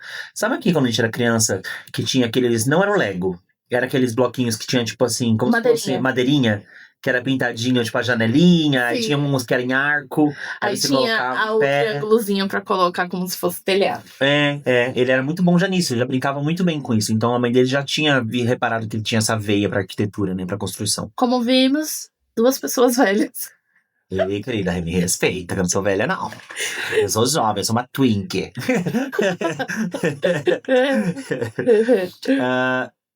Logo em seguida, a ele chegando na biblioteca de Derry, a gente tem o cerco. A gente chamou até essa parte 5, que é a seguinte, de o cerco do trio do mal, que é o Bowers, o Huggins e o Chris. E outra coisa que é interessante sobre a escrita do Stephen King, que eu acho que é válido ressaltar. Ele gosta muito dessa coisa da trindade pros vilões. Repara como ele usou lá no capítulo que a gente leu, quando eles jogaram o Menino da Ponte. Eram 3. E aqui, de novo, o Henry, o Chris e o Huggins. Também são 3. Então ele usa muito isso, na coisa da trindade, assim, do triângulo. Um em posição de poder e 2 que seguem. 2 capangas. É sempre assim. Um que é muito doido, posição de poder, e 2 que seguem. Né? Obviamente, com o Clube dos Otários isso quebra, porque a gente tem 7 pessoas. São 7 crianças. Mas mesmo assim, a gente vê que sempre vai ter uma pessoa numa posição de liderança e as outras que seguem. E isso aparece bastante. Aí, dando sequência, ele vai relatar, obviamente, né, todas as questões de como a violência doméstica, ela molda a criança. Porque os 3 estão na porta da biblioteca, eles avistam o Ben atravessando a rua pra entrar na biblioteca, e um deles fala, não, vamos lá pegar ele, vamos pegar ele. Aí o Bowers fala, não, vamos esperar ele sair. É interessante também ressaltar que o Ben, ele faz outro caminho pra não bater de frente com os 3. Mas ele nem sabe onde os 3 estão, porque quando ele sai da escola, o Bowers tá lá dentro. Os 2 estão lá na porta da escola, fumando um cigarro. Fumando um cigarro, com 12 anos de idade. Quando eu falei isso, você falou, eram outros tempos. Jéssica, eles têm 12 anos. E eles estavam fumando cigarro. Olha, essas crianças. Quando eu falei isso a primeira vez, você falou assim, amiga, são outros tempos. Mas agora você viu meu choque. Uma boca de cinzeiro essas crianças. Você viu meu choque? Total, amor. Porque eles estavam lá no outro lado da escola e eles meio que veem o Ben também. E aí ele dá a volta por trás, ele sai e tal. E eu não sei como que eles correm tão rápido esses 3, porque eles saíram no mesmo tempo que o Ben. A não ser que o Ben tenha demorado pra comprar os doces e tal, os negócios. É que ele ficou sonhando com a Bev. E ele é gordinho, né? Então provavelmente ele devia estar tipo, tô sem ar. Ai, gente, que bullying pesado, hein? E aí ele foi até a biblioteca e os 3 já estavam lá na porta. Aí eles evitam de pegar eles, falam, não, deixa pra depois. E isso mostra como a violência doméstica vai moldar as crianças da forma com que elas são. Eu sei que não justifica, mas acaba contribuindo. Porque a gente sabe que o Henry Bowers apanha muito do pai dele. Não sabemos ainda a história do Huggins e do Chris, mas a gente já sabe que vai por esse mesmo lado. Provavelmente, de abuso, abuso, quando a gente fala de abuso, não só sexual, mas de abuso psicológico, de violência doméstica e tudo mais. E isso acaba criando um peso muito grande. E essa violência acaba arrastando eles pra esses fatores. Mas aí é o que me pega, de novo, amigo, o que eu te falei. Isso me pega muito, porque eles só têm 12 anos de idade. E aí isso se torna uma coisa muito, muito forte pra uma criança de 12 anos. Pra ele ser uma criança que tem tanta sede por violência. E zero inocência, sabe? Assim, porque o Harry Bowers a gente consegue perceber que ele tem zero inocência. É muito chocante, é muito bizarro. É bizarro. Pra mim a palavra é essa. É bizarro, porque o nível de maldade que ele tem e as atitudes dele, você não consegue explicar. Pra mim é psicopatia. Pra mim é psicopatia. É psicopatia. E isso que você falou faz todo sentido. Porque a gente tem um questionamento que é feito ao longo da leitura desse trecho do capítulo, que é o Harry Bowers, ele já era louco desde sempre? Ele já era uma criança psicopata, com traços de psicopatia desde sempre? Ou foi Derry e as influências do Pennywise que ajudaram a transformar ele no que ele se tornou? Eu acho que nesse caso, ele já era louco. Uhum. O empurrão do Pennywise aqui, ele é mínimo. Uhum. Mínimo. Ele tá na beira, já tá na beirinha aqui. Não me empurra, que eu já tô na beira. É bem isso. Então, eu vejo ele como um louco. Uhum. Não vejo ele... Já uma pessoa com tendência, né? Com facilidade da manipulação do Pennywise. Ele tá ali como um simples benefício. Uma ferramenta, né? Ele é uma ferramenta da cidade. Ele não é o único que o Pennywise não precisa mexer porque ele sabe que já é louco. Uhum. Faz sentido. Faz muito sentido. O ponto seguinte vai trazer coisas que eu gostei demais. Meu Deus. Esse é perfeito. Eu acho que é a parte que eu mais gostei, sabia? Sim. Acho que de tudo que a gente viu, isso daqui e a parte do Barrens, que chega depois, são as partes que eu mais gostei. São as partes que mais me deixaram, tipo assim, meu Deus, que loucura que delícia que esse livro é de ler. Que gostoso que é a leitura. Então, por isso que eu acho que esse capítulo foi muito bem, desceu muito bem pra mim. São essas pequenas partes que faz pensar assim, nossa, como esse livro é bom. Sim. A parte seguinte, a gente renomeou de Ben e a Biblioteca de Derry, As 5 Mortes do Ciclo, Ben e a Mãe, e o que Ben acha que viu em janeiro, O Sonho com o Penny. Ficou bem grande, né? Mas aqui é uma parte bem extensa. Sim, e ela traz muita informação. Sim. Então a gente vai explorar todas as informaçõezinhas que a gente falou aqui de uma maneira mais picotada para vocês entenderem. Eu achei, como eu disse, o bloco mais rico do capítulo, tá? É o bloco mais rico. Porque ele mostra que a biblioteca, além de ser um lugar muito querido pelo Ben, também é um refúgio dele. É o lugar onde ele se sente seguro na cidade, onde ele se sente abraçado, onde ele se sente posso até dizer que até que poderoso, né? Sim, porque ninguém vai direito na biblioteca. Uhum. E ali ele conhece os funcionários, ele se sente confortável, ele tem a liberdade de andar até pela parte adulta da biblioteca. Uhum. As funcionárias deixam ele bem à vontade, já conhece até o ritmo e os critérios de leitura do Ben, olhando pra ele e falando assim, você não vai gostar tanto desse, você não quer escolher outro. Então ele fica bem confortável ali naquele lugar. E ele entende o funcionamento da biblioteca, isso que eu acho maravilhoso. Sim, tem o programa de leitura de verão, né, que ele faz, que é o programa de leitura de verão onde ele... Se eles lerem livros, eles precisam ler, tipo, os livros, 50 livros ao longo das férias de verão. E aí, cada livro que eles vão ganhando um adesivinho relacionado a um estado dos Estados Unidos. E eles vão colando nessa cartelinha. Quando eles terminam, eles ganham um prêmio, né? Eles ganham Ganham um livro. Um livro, por conta da leitura. Então, isso é muito legal, assim. E ele é aficionado, ele quer porque quer completar. E já é a segunda vez que ele vai participar desse concurso. Porque ele gostou muito de participar da primeira. Então é algo que ele faz porque ele realmente gosta. Dá pra ver que é algo que deixa ele feliz, que deixa ele contente. Não é algo que ele tá fazendo porque ele não tem amigos. É literalmente porque ele se sente confortável. E eu acho que isso é o mais bonito do Ben. Uhum. Ele sempre faz coisas que deixam ele muito confortável. Sim, e saindo já, infelizmente, trazendo um tom mais pesado, né, em relação a isso, enquanto ele tá lá na biblioteca, ele tem um vislumbre de uns cartazes que estão na parede, algumas coisas, porque a cidade tá em toque de recolher, né? A cidade está passando por um toque de recolher, justamente pelo desaparecimento de outras crianças na cidade. Até o momento, a gente teve aí registrados, que foram, né, de fato, contados 5 mortes dentro desse ciclo. O primeiro deles foi a Beth Ripson, que foi a primeira pessoa. A gente até citou ela, inclusive. Lembra que a gente falou do negócio do telefone, do que o pai recebeu o telefonema? E ele ouvia a voz, a mãe e o pai, que ouvia a voz dela no ralo. É justamente essa menininha. É a Beth Ripson, de 13 anos. Aí a gente tinha a Cheryl LaMonica, de 16 anos. E essa aqui era babada, né, amiga? Essa menina, ela era... Essa daí, ela me pegou, assim, de uma forma muito, muito peculiar. Porque a Cherry, ela tinha 16 anos quando ela morreu. E vem narrado ali como se fosse um crime de feminicídio. É considerado que um namorado dela tinha assassinado ela. Que, segundo a mãe, era um bom homem de 40 anos.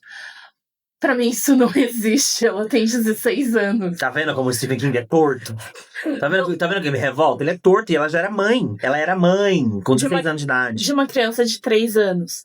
De aproximadamente 3 anos. Ou seja, ela teve essa criança com, assim, 13, 14 anos. Isso não existe. Só que aí cai muito naquele contexto quando a gente teve o episódio com as meninas. Com a... Fabi e a Ellen. Com a Fabi e com a Ellen. Pelo fato de o que acontece na minha casa fica dentro da minha casa. Então a gente não sabe o que acontece. Eu vi isso como uma ponta de crítica para a sociedade americana. Por exemplo,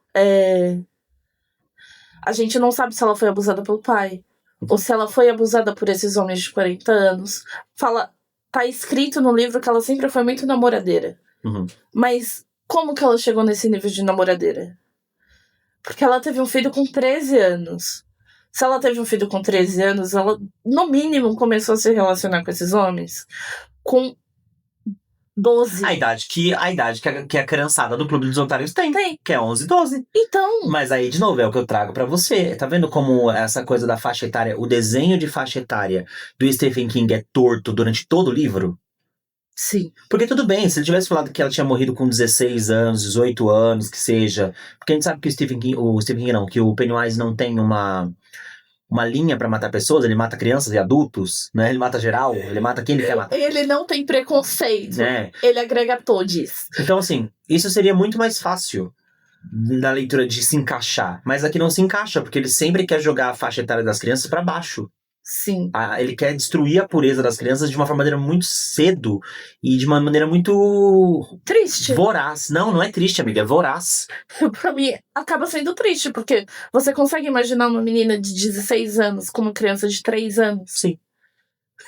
Sim, no Brasil, no Nordeste. Mas toda vez que a gente tem isso, a gente sabe o que tem por trás. Não, então, exatamente. É fácil de falar. Tem. Não é impossível de acontecer. Não é. É uma coisa que é possível acontecer. Só que tem uma diferença entre ser possível acontecer porque a gente tá tratando de vida real, e a gente sabe que na vida real isso é uma coisa, e outra coisa é você estruturar uma obra inteira em cima de personagens muito jovens e usar isso como artifício de escrita, entendeu? Isso é podre. É podre. É podre. Eu amo o livro, eu amo o King, mas a gente tem que ser muito sincero. Podre. É podre. Parece, mesmo que se for proposital. Então você tá querendo chocar dizendo que crianças são abusadas. É isso que tá querendo dizer. É esse o artifício que você tá querendo usar. Poderia ter escrito de outra forma. Poderia ter escrito de outra forma, entendeu? E chocado da mesma forma. Aí, além dela, a gente vai ter também o Matthew Clements, de 3 aninhos. A Veronica Grogan, de 10 anos. Que foi encontrada pelo Freddy e sua fabulosa vara de chiclete, que você disse. Não, essa... Ai, eu fiquei com dó da Verônica, mas eu ri muito nessa parte. Porque a fabulosa vara de chiclete que o Fred, ele achava que era a invenção da vida. Era literalmente uma grande vara de madeira com uma ponta de chiclete. Mascado. Lembra que é mascado. E segundo as crianças, à noite ele tirava esse chiclete. E mascava de novo. Ah, que nojo. E colocava toda vez, né? Mas eu acho que a Verônica, ela teve o traçamento corporal pior de todos. Porque a vara fabulosa encontrou a cabeça dela. Então, foi tenso. Foi tenso. E aí a gente fecha esse grupinho de 5 com Betty, Cheryl, Matthew, Veronica e o George Dambrow. Sim. Que é o irmão do Bill. E uma coisa que eu queria trazer aqui também é que as vozes do Halo, da Beverly, no filme, quando ela tá lá na adaptação de 2017, que ela tá no banheiro e ela tá ouvindo as vozes, são exatamente essas vozes que são faladas no negócio. Elas falam Beck Ripson, Sharon não sei o que, Veronica Grogan. E aí tem a voz do Patrick Hockstetter, que na verdade não faz sentido no livro, porque a gente sabe que ele não morre desse jeito, ele morre lá na frente. Mas no filme eles resolveram matar ele rápido e colocar ele também como voz. É também interessante a gente citar que o Matthew, ele é o mais novo até então. Ele tem 3 anos. E na narração do livro, ele morre muito. Ele desaparece muito como um filme americano mesmo. O desaparecimento dele é exatamente a cena de abertura da adaptação de 1990. Sério? É que eu ainda não assisti. Deveria. É que a gente tinha marcadinho. Não, a gente vai assistir juntos. Estamos esperando as férias. Não, vamos assistir juntos. A adaptação de 1990, ela abre exatamente assim, mostra a criancinha andando de triciclo e a mãe estendendo roupa no varal. E aí bate um vento assim, aí mostra só o triciclo no chão. E a roda girando e a criança desaparece. É bem isso mesmo, é bem a adaptação que eles fizeram. Mas é um clássico, é bem clássico. E parece muito com tudo aquilo que a gente já vê nos filmes do Stephen King, né? É muito clássico, é muito visível essa cena. Sim.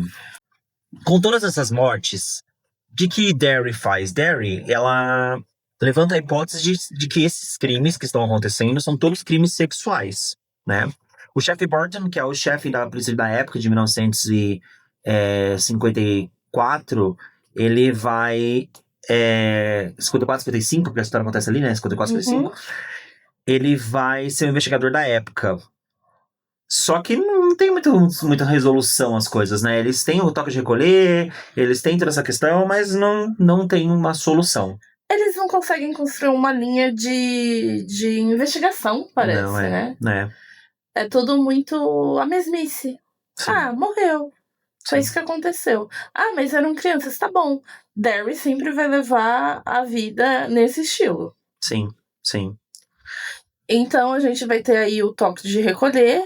Com isso, Ben vai ganhar ali um reloginho da mãe. Sim, ele ganha um Timex, que é uma marca de relógio bem famosa naquela época, naquela década, que é aquele reloginho, parece aquele Cássio. Sabe aquele Cássio? Que era quadradinho assim, e tinha só era digital, só com um negocinho.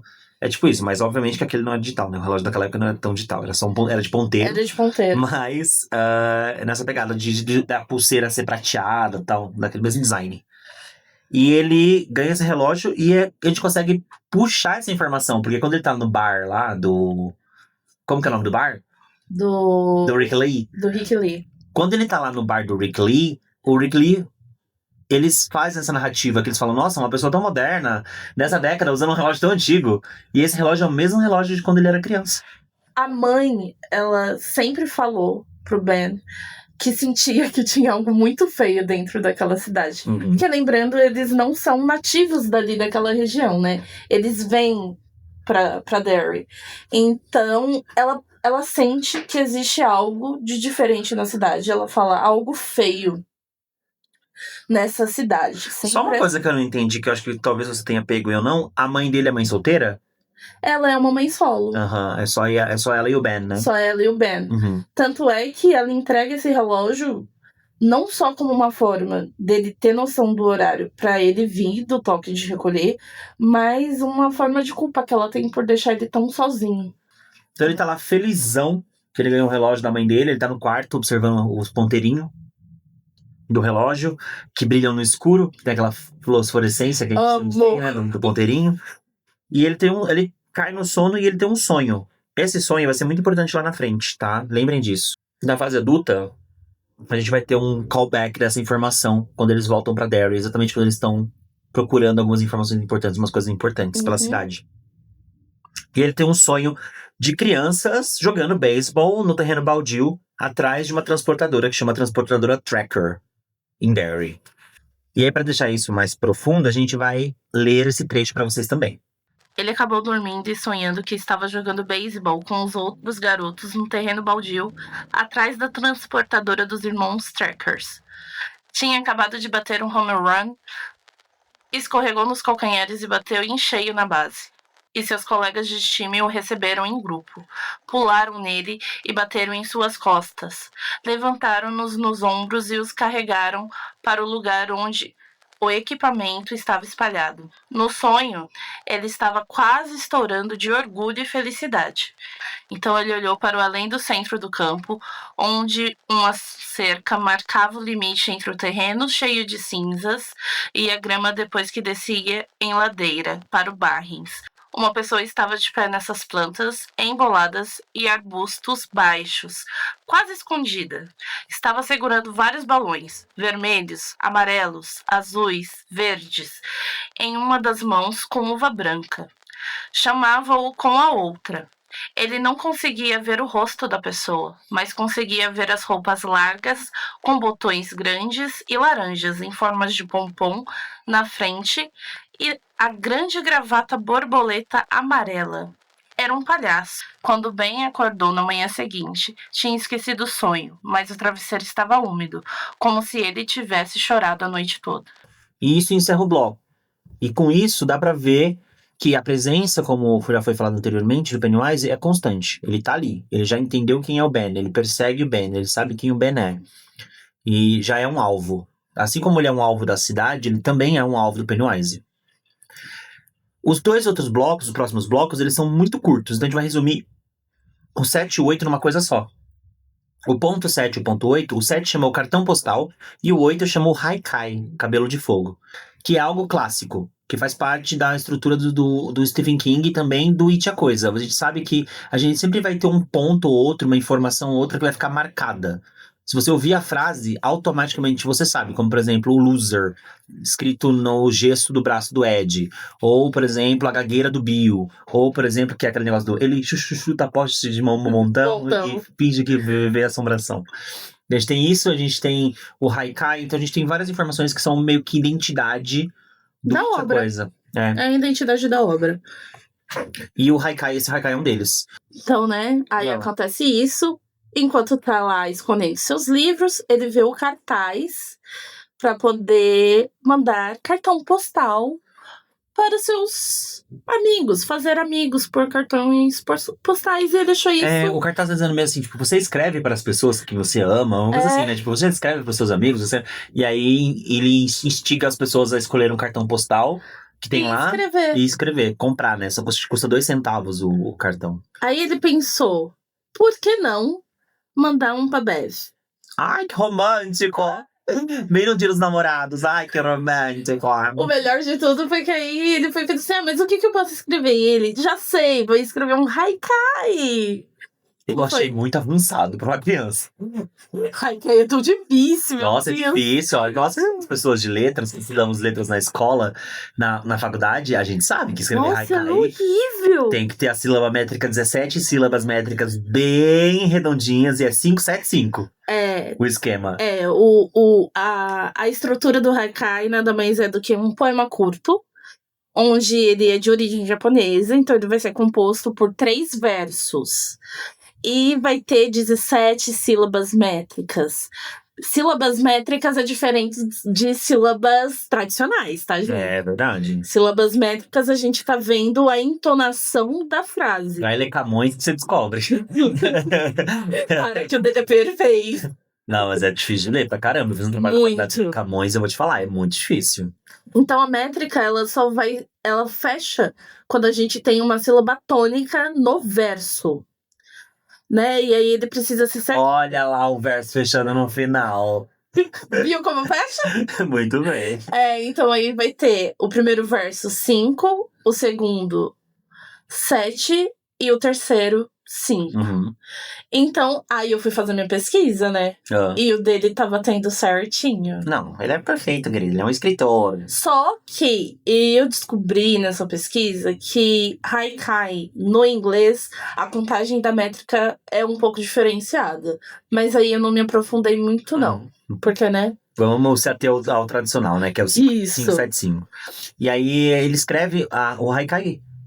E então o Haikai que ele escreve é o cabelo de fogo, como brasas no inverno, meu coração queima. É tão bonitinho. É tão bonitinho, gente. Ele é tão inteligente pra idade dele, tá vendo? Enquanto um é tão inteligente, o outro é um demônio. Como pode? Como pode, né? Como pode? Enquanto ele tá lá escrevendo, ele fica pensando, né? Ai, gente, vou escrever esse haikai, vou mandar pra ela. Só que eu não vou colocar remetente, mas ela vai descobrir que sou eu e ela vai me dar um beijo apaixonado. E ele fica sonhando acordado lá enquanto tá escrevendo, pensando em ganhar um beijo da Beverly. Aí ele sai, né, da biblioteca. Aí ele finalmente sai da biblioteca. Sim. Ah, só uma coisa. Enquanto ele tá saindo da biblioteca, tem aquele corredor de vidro. Sim. Né? Entre a divisão, tem duas partes. A biblioteca é dividida em duas partes. Tem a parte da biblioteca que é a parte infantil da biblioteca e tem a parte adulta da maior da biblioteca e tudo mais, dividido em dois campos. E aí o que conecta esses dois campos é tipo um túnel de vidro. É um corredor todo de vidro, assim, na parede, no teto. E isso é muito legal, porque isso influencia na construção do Ben no futuro, porque ele vai construir o prédio da BBC em Londres, e esse prédio é inspirado no corredor da biblioteca de Derry. Biblioteca. Então isso é muito, muito legal. E enquanto ele tá passando lá, ele vê um cara lendo um jornal, e aí no jornal tem uma notícia dizendo assim, caçada policial, a psicopata continua. Isso só reforça que a investigação da cidade, o corpo policial da cidade, realmente acha que quem tá causando tudo aquilo é um psicopata, um assassino. Né?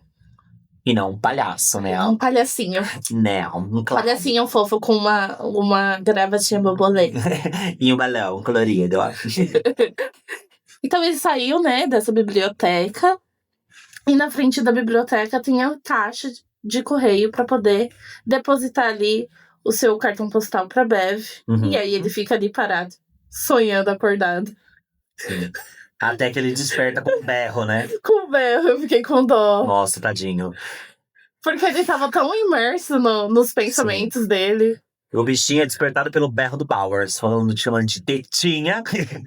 E falando que vai pegar ele. Eu anotei ali no rodapé, eu coloquei assim, pega pra capar.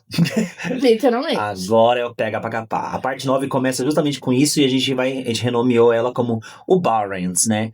Ou Barrens, ou Barrens. Eu chamo de Barrens, que eu acho que é a pronúncia correta. Então, o Barrens, a luta contra o Bowers e, enfim, a fuga.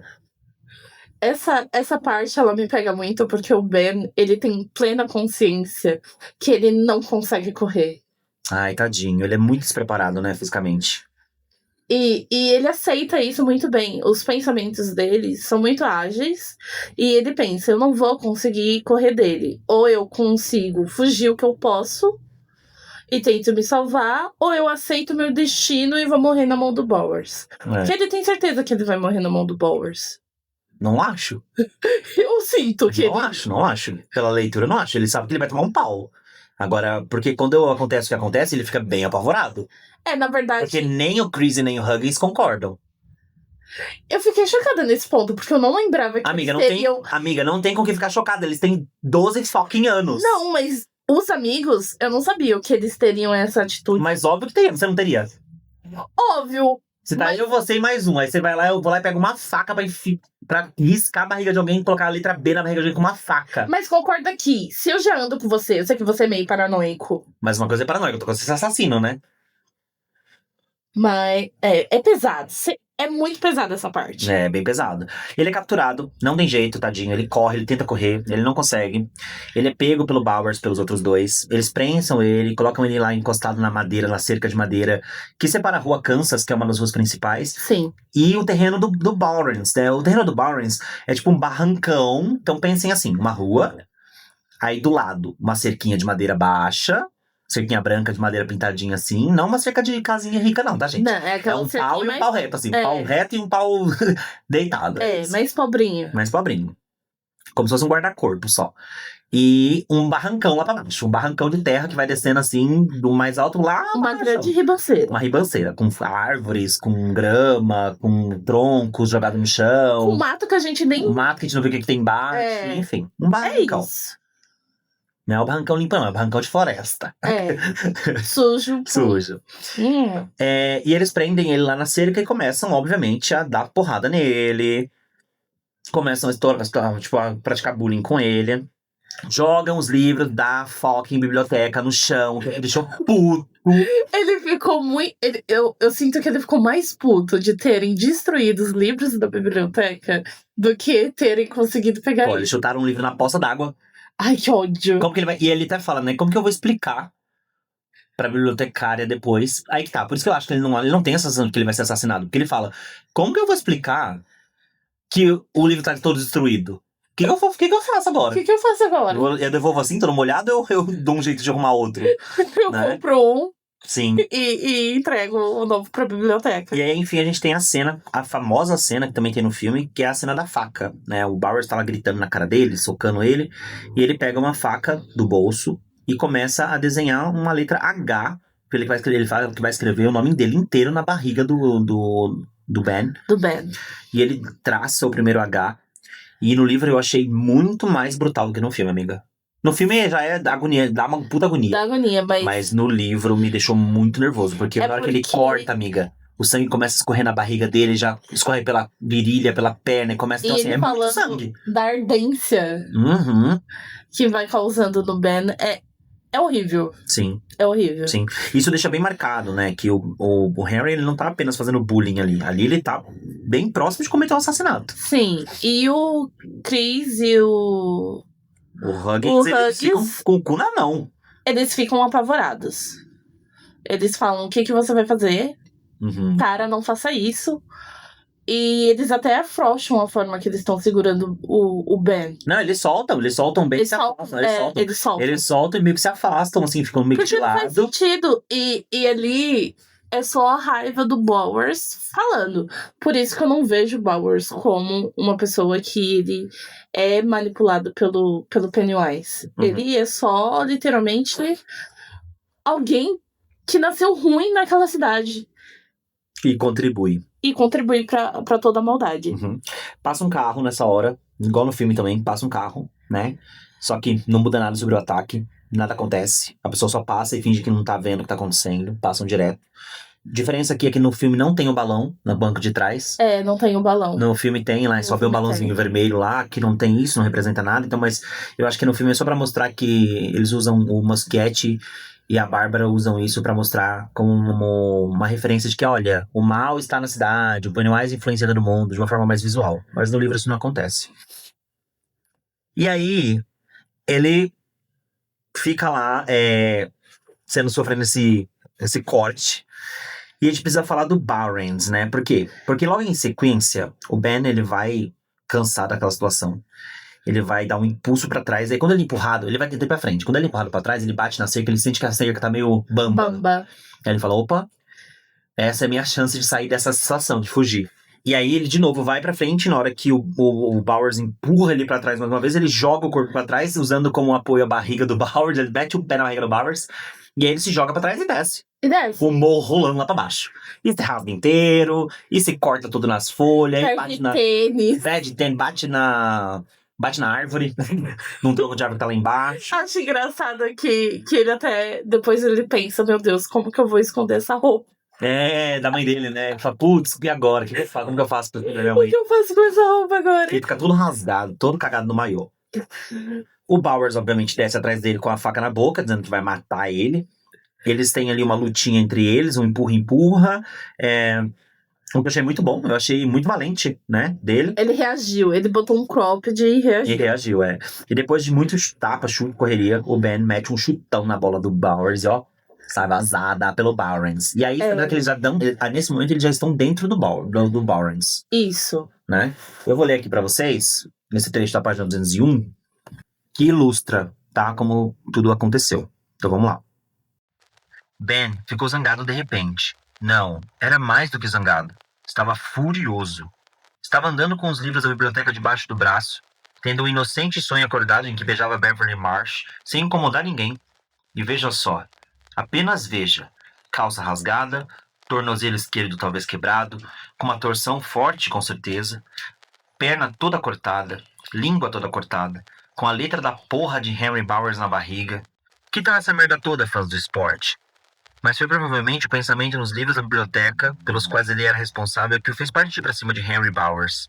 O livro de biblioteca perdido e a imagem mental de quanto o olhar da senhora Sterrett seria reprovador quando ele contasse para ela, fosse qual fosse o motivo, cortes, torções, livros da biblioteca, ou até mesmo a ideia do boletim molhado e provavelmente ilegível no bolso de trás, foi o bastante para colocá-la em movimento. Ele correu pra frente com o tênis Kids molhados, espalhando a água rasa e chutou Henry bem nas bolas. Henry deu um grito rouco horrível que fez pássaros saírem voando das árvores. Ficou de pernas abertas por um momento, com as mãos na virilha, olhando para Ben sem acreditar. Disse ele em voz baixa. Certo, disse Ben. Disse Henry com a voz ainda mais baixa. Certo, disse Ben de novo. Henry caiu lentamente de joelhos. Não exatamente caindo, mas se dobrando. Ainda estava olhando para Ben com os olhos negros decrescentes. Ai, certíssimo, disse Ben. Henry caiu de lado, ainda segurando os testículos, e começou a rolar lentamente de um lado para o outro. Eu acho maravilhoso que, nesse momento, o Ben foi muito sarcástico. Você pode sentir uma ponta de sarcasmo, porque eu tava lá, tipo, reclamando de dor, e ele, isso. Exatamente. É isso que você recebe quando você mexe comigo, seu lixo. Então, assim, muito bom Ele foi maravilhoso nessa parte. Muito bom. Vamos falar sobre o Barrens? O que é o Barrens e como que ele se configura dentro da história? Uhum. O Barrens é um terrenão, gente. É bem difícil de entender só lendo o livro, como a Jessie trouxe já mais cedo hoje, como que é a formação do Barrens dentro de Derry. Mas pra ficar claro pra vocês, eu gerei uma imagem do Barrens e eu vou postar lá no Instagram. Então dê uma olhadinha lá no nosso perfil do Instagram, que vai ficar mais fácil pra vocês localizarem como que funciona. Mas basicamente o Barrens é um alvo. É como se fosse um alvo, a cidade de Derry fosse um disco circular, e o Barrens fica exatamente no meio de Derry. A cornucópia. Sim, exatamente. Acho que é isso. Acho que é uma definição boa, assim. A cornucópia é o centro. É o centro da coisa. E faz muito sentido, porque a gente sabe que quando o Pennywise chegou em Derry, ele chegou em um lugar específico, e a cidade foi sendo construída ao redor de Derry. Então faz muito sentido o centro ser assim, né? É um centro verde ainda. É um centro de mata, é um centro onde tem um rio. O Candlestick, que é o rio principal, ele corta, ele passa ali pelo meio do Barrens. Então faz muito sentido ter a água de novo, ter o rio como figura central cortando o Barrens, a floresta, que é bem fechada em certas partes, densa, e é como se fosse justamente o lugar do impacto de um meteoro. Sim, faz todo sentido. E é interessante citar também que os adultos, eles não gostam muito que as crianças fiquem ali na região do Barrens. Uhum. Né? Eles falam que ali é perigoso, porque primeiro a gente sabe que é como se fosse ali uma cuia. Uma cuia. No meio da cidade. Exatamente. Aí tem aquele riozinho, e quando começa a chover demais, a gente já sabe que Derry é uma cidade com problemas hidráulicos, e geralmente vai alagar tudo, e o Barrens acaba sendo como se fosse ali a piscina. Então é perigoso você brincar ali. Então os adultos não gostam muito que as crianças fiquem ali naquela área por causa disso. Como já tem o riozinho que fica cortando ali, então pra aquilo ali encher é 2. Sim, e fora também a área de mata, né? É uma área de mata, é uma área fechada. Então é perigoso, tem seus perigos. Eu acho que com essa definição fica mais fácil de vocês entenderem. Então o Ben caiu rolando ali por uma das laterais da cuia, né? Por uma das laterais do Barrens, do barranco. E aí ele foi pra lá embaixo. E ele começou a correr, fugir. E aí a partir disso a gente tem a parte 10, que é Ben se esconde, a barragem e o diálogo entre o Bowers e o Bill. Então aqui a gente tem a presença de mais um integrante do Clube dos Otários, além do Ben aparecendo. Uma coisa que a gente não falou e que foi citado no capítulo, uma parte anterior, é que não é tão relevante, mas o Ben já conhecia o Rich Tozer. Sim. Tem um diálogo entre eles na sala de aula, acontece alguma coisa na sala de aula, e eles têm um breve diálogo, obviamente que o Rich fala alguma coisa inapropriada, porque ele tem uma boca suja, mas é isso, assim, é uma comunicação muito rápida. É muito rápido, e eles não são da mesma sala. E eles nem têm amizade, é só conheço de vista da escola, troquei umas palavras e foi. Basicamente corredor. Então é legal isso, porque mostra que eles têm de certa forma, já tinham uma ligação. Eles se conheciam. Conforme ele tá se aprofundando mais no Barrens, tentando fugir, porque por mais que o Henry Bowers tenha tomado um chutão no saco, ele segue seguindo atrás do Ben. Ele continua ali na perseguição com os outros dois, que também desceram no barranco, enquanto ele tava lá tendo a briga com o Bowers lá embaixo, ele viu os outros dois descendo aos poucos pelo barranco. Só que aí os outros dois, em vez de ir atrás do Ben também, a preocupação era com o líder, que tava com as bolas machucadas. Sim. E ele conseguiu escapar. E ele ouve uma voz, né, no meio do caminho ali. que é justamente a comunicação, a conversa entre o Bill, que a gente sabe que é o personagem do Bill, e mais uma pessoa. Que a gente, até então, não escuta direito essa pessoa. A gente não sabe quem ela é ainda. Sim, ele não tenta encontrar essas pessoas, ele só tá tentando achar um lugar pra se esconder, ele encontra um buraco, né, embaixo de uma raiz de uma árvore grande e frondosa, tem um buraco, e ele se enfia ali no buraco, o que me lembra muito uma cena do Senhor dos Anéis, da Sociedade do Anel, quando o Frodo, o Merry, Pippin e o Sam estão fugindo ali do condado pra ir pra Passo Largo, e os Nazgûl estão na cidade, estão no condado atrás dele, e eles se escondem embaixo de uma raiz de árvore. É muito igual, assim, a cena. É um buraco, assim, é um degrauzão, assim, de terra, e aí tem um buraco e bem embaixo tem as raízes das árvores. Às vezes... E eles se enfiam lá. Talvez pode ter sido uma referência ou algo do gênero, porque... Uma inspiração. Querendo ou não, Senhor dos Anéis, né, a obra do Tolkien, ela inspirou muitos autores de fantasia a escreverem outras coisas. E por mais que a gente saiba que o livro do It a Coisa é um livro de terror, não deixa de ser um livro de fantasia, né? Uhum. E é isso. E aí ele fica lá. Ele se enfia, o Bowers aparece, ele começa a ouvir a voz do Bowers conversando com essa outra voz, a voz do Bill. Então o Bowers e o Bill têm um diálogo ali. É interessante que ele localiza que é o Bill justamente pela gagueira. Sim, sim. E eu consegui... Foi nesse momento que eu tive uma síncope no livro. Quem ganhar esse livro, ganhar a anotação, vai ver. Eu coloquei, não fode, King, não fode. Porque a primeira fala do Bowers é: o que vocês crianças estão fazendo aqui? Como se ele fosse muito adulto. Nossa, ele é muito maduro, ele tem 12 anos. Nossa, como eu sou madurão. Gente, pelo amor de Deus, sabe? Não, para. Pra não mim sabe nem limpar a bunda direito. Não, pra mim já deu, pra mim é demais. Não tem... Ele é 1 ano mais velho, e às vezes nem 1 ano mais velho, amiga. É tipo... Meses mais velho do que os outros. O que ele tá querendo falar, sabe? Tipo, o que vocês crianças estão fazendo aqui? Não, pelo amor de Deus. Obviamente que o Harry Bowers vai provocar, que é o que ele faz de melhor, né? É a única coisa que ele tem que fazer. Ele vai provocar, que é o que ele faz de melhor na vida dele. E o Bill, que tá lá, só rebate, não retruca muito. Aí a gente tem mais uma vez esse desenho do grupo dos otários se formando, né? Primeiro o Ben e a Bev, como uma conexãozinha lá. Aí a gente tem uma comunicação do Ben com o Rich. Aí agora a gente vai ter o Bill com mais alguém. Só que é engraçado, né? É como se o Ben fosse a cola, de certa forma. Eu acho que o Ben e o Mike, eles funcionam muito como cola. Uhum. Porque não chegamos ainda nessa parte. O Mike, ele chega pra consolidar o clube. Uhum. Então eu vejo realmente eles como a cola final. Uhum. Faz sentido, faz muito sentido, sim, faz muito sentido, né? E sabe o que isso me traz? Uma referência que isso me traz, assim, uma lembrança? Porque ao longo da leitura, obviamente, a gente nunca vai ter a presença concreta desse personagem. Mas a gente sabe que tudo isso, essas conexões que acontecem aos pouquinhos, do Ben e da Bev, aí o Bill e mais alguém, o Ben e o Rich, é por conta da Maturin. Com certeza. Né? Como se o caminho deles estivesse sendo meio que fechado por uma força maior. Como se eles estivessem sendo propositalmente reunidos pra derrotar o Pennywise, pra lutar com o Pennywise. Porque como ela vomitou o universo, né? Ela tem esse quê de tentar encontrar meios de proteger o universo de uma forma, mesmo que ela fale que não vai ajudar ninguém. Sim. Então ele adormece nesse buraquinho. Como, gente? Não, eu fiquei de cara. Mais uma coisa que eu fiquei de cara. Como que ele dormiu, bicha? Como que ele consegue dormir num lugar sujo? Eu entendo um pouco o que pode ter acontecido ali, a questão da adrenalina batendo forte. Na hora que para, a questão do sangue começa a esfriar. Bate realmente aquela sensação que você tá com sono.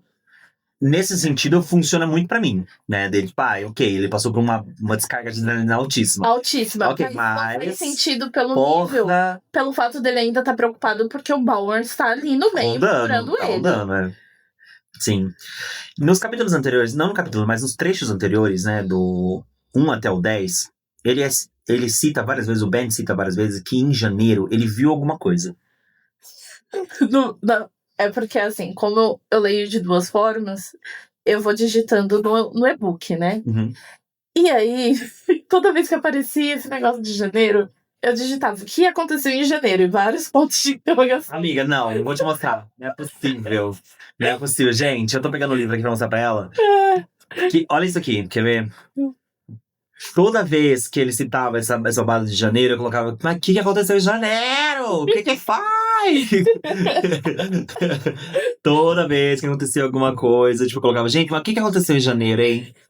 O quê? É o quê, mulher? Me conta! Conta! E aí, toda vez tem uma anotação, tipo, de alguma coisa. Janeiro. Dele falando de janeiro. Em janeiro. Sim. E aí, quando... Olha que eu troquei, ó. Olha que psicopatinha. Quando chegou finalmente a explicação de janeiro, eu coloquei, ô, Glória! Ô, Glória, a gente vai descobrir o que aconteceu em janeiro. O engraçado é que eu fiquei preocupada de não vir a explicação do que tinha acontecido em janeiro. Sim, mas graças a Deus veio aí, gente. Aí na parte 11 a gente vai ter a descrição perfeita de todos os acontecimentos que tivemos em janeiro. Lembrando que agora esse trecho da narrativa tá acontecendo em junho. Né, que é no período de férias, início de férias. E aí a gente vai ter um flashback, né, um callback ali da informação, onde a gente vai ver o que aconteceu. Gente, basicamente, inverno. Né? Sim, porque janeiro lá é frio. Friaca, invernozão. O Ben tava na escola. Ele ficou muito mais tempo na escola pra ajudar a professora, porque a professora pediu ajuda pra guardar uns livros no lugar. E aí ele se candidatou. E aí tem até uma piadinha do Bowers, falando, vou ajudar a professora. Ai, que pentelho. E ele fica até mais tarde. Só que até mais tarde acaba ficando muito tarde, né? Porque, não sei se vocês sabem, mas no inverno escurece mais cedo.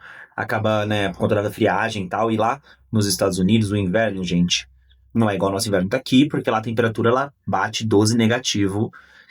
Fácil, assim. Eles não conseguiam ver um palmo à frente. E não, assim, início de inverno, 12 negativo. Ah, Bruno, mas aqui também faz frio. Sim, no sul do Brasil faz frio, né? Chegam uns frios, assim, muito forte, mas lá nos Estados Unidos é geral, assim, os Estados Unidos passa por uma onda de frio gigantesca durante o período de janeiro, então a gente sabe que a temperatura pode chegar muito baixa aí na casa de até uns 30 e poucos graus abaixo de zero, mas ali na época tava 12 e já era muito frio. Inclusive ele tinha até umas roupas especiais que ele levava pra escola, né, por conta da friagem, que era uma calça especial que ele levava pra vestir por cima, uma blusa. A professora até pergunta, mas você tem roupa? Ai, desculpa te segurar aqui. Amiga, essa professora também é uma vaca, né? Ela foi pilantra. Porra! Guarda o livro você, senhora! Oxe, que você tá segurando o aluno aí pra ficar guardando o livro até a hora desse um frio de uma friaca do cacete lá fora? Muito doido isso. Você pedir pra uma criança, pedir pra guardar os livros, ficar até um pouco depois, só que aí ficou muito tempo depois. Vamos supor, a aula provavelmente acabava ali umas 3:30. O Ben só foi conseguir sair da escola como se fosse ali umas 6 horas da tarde.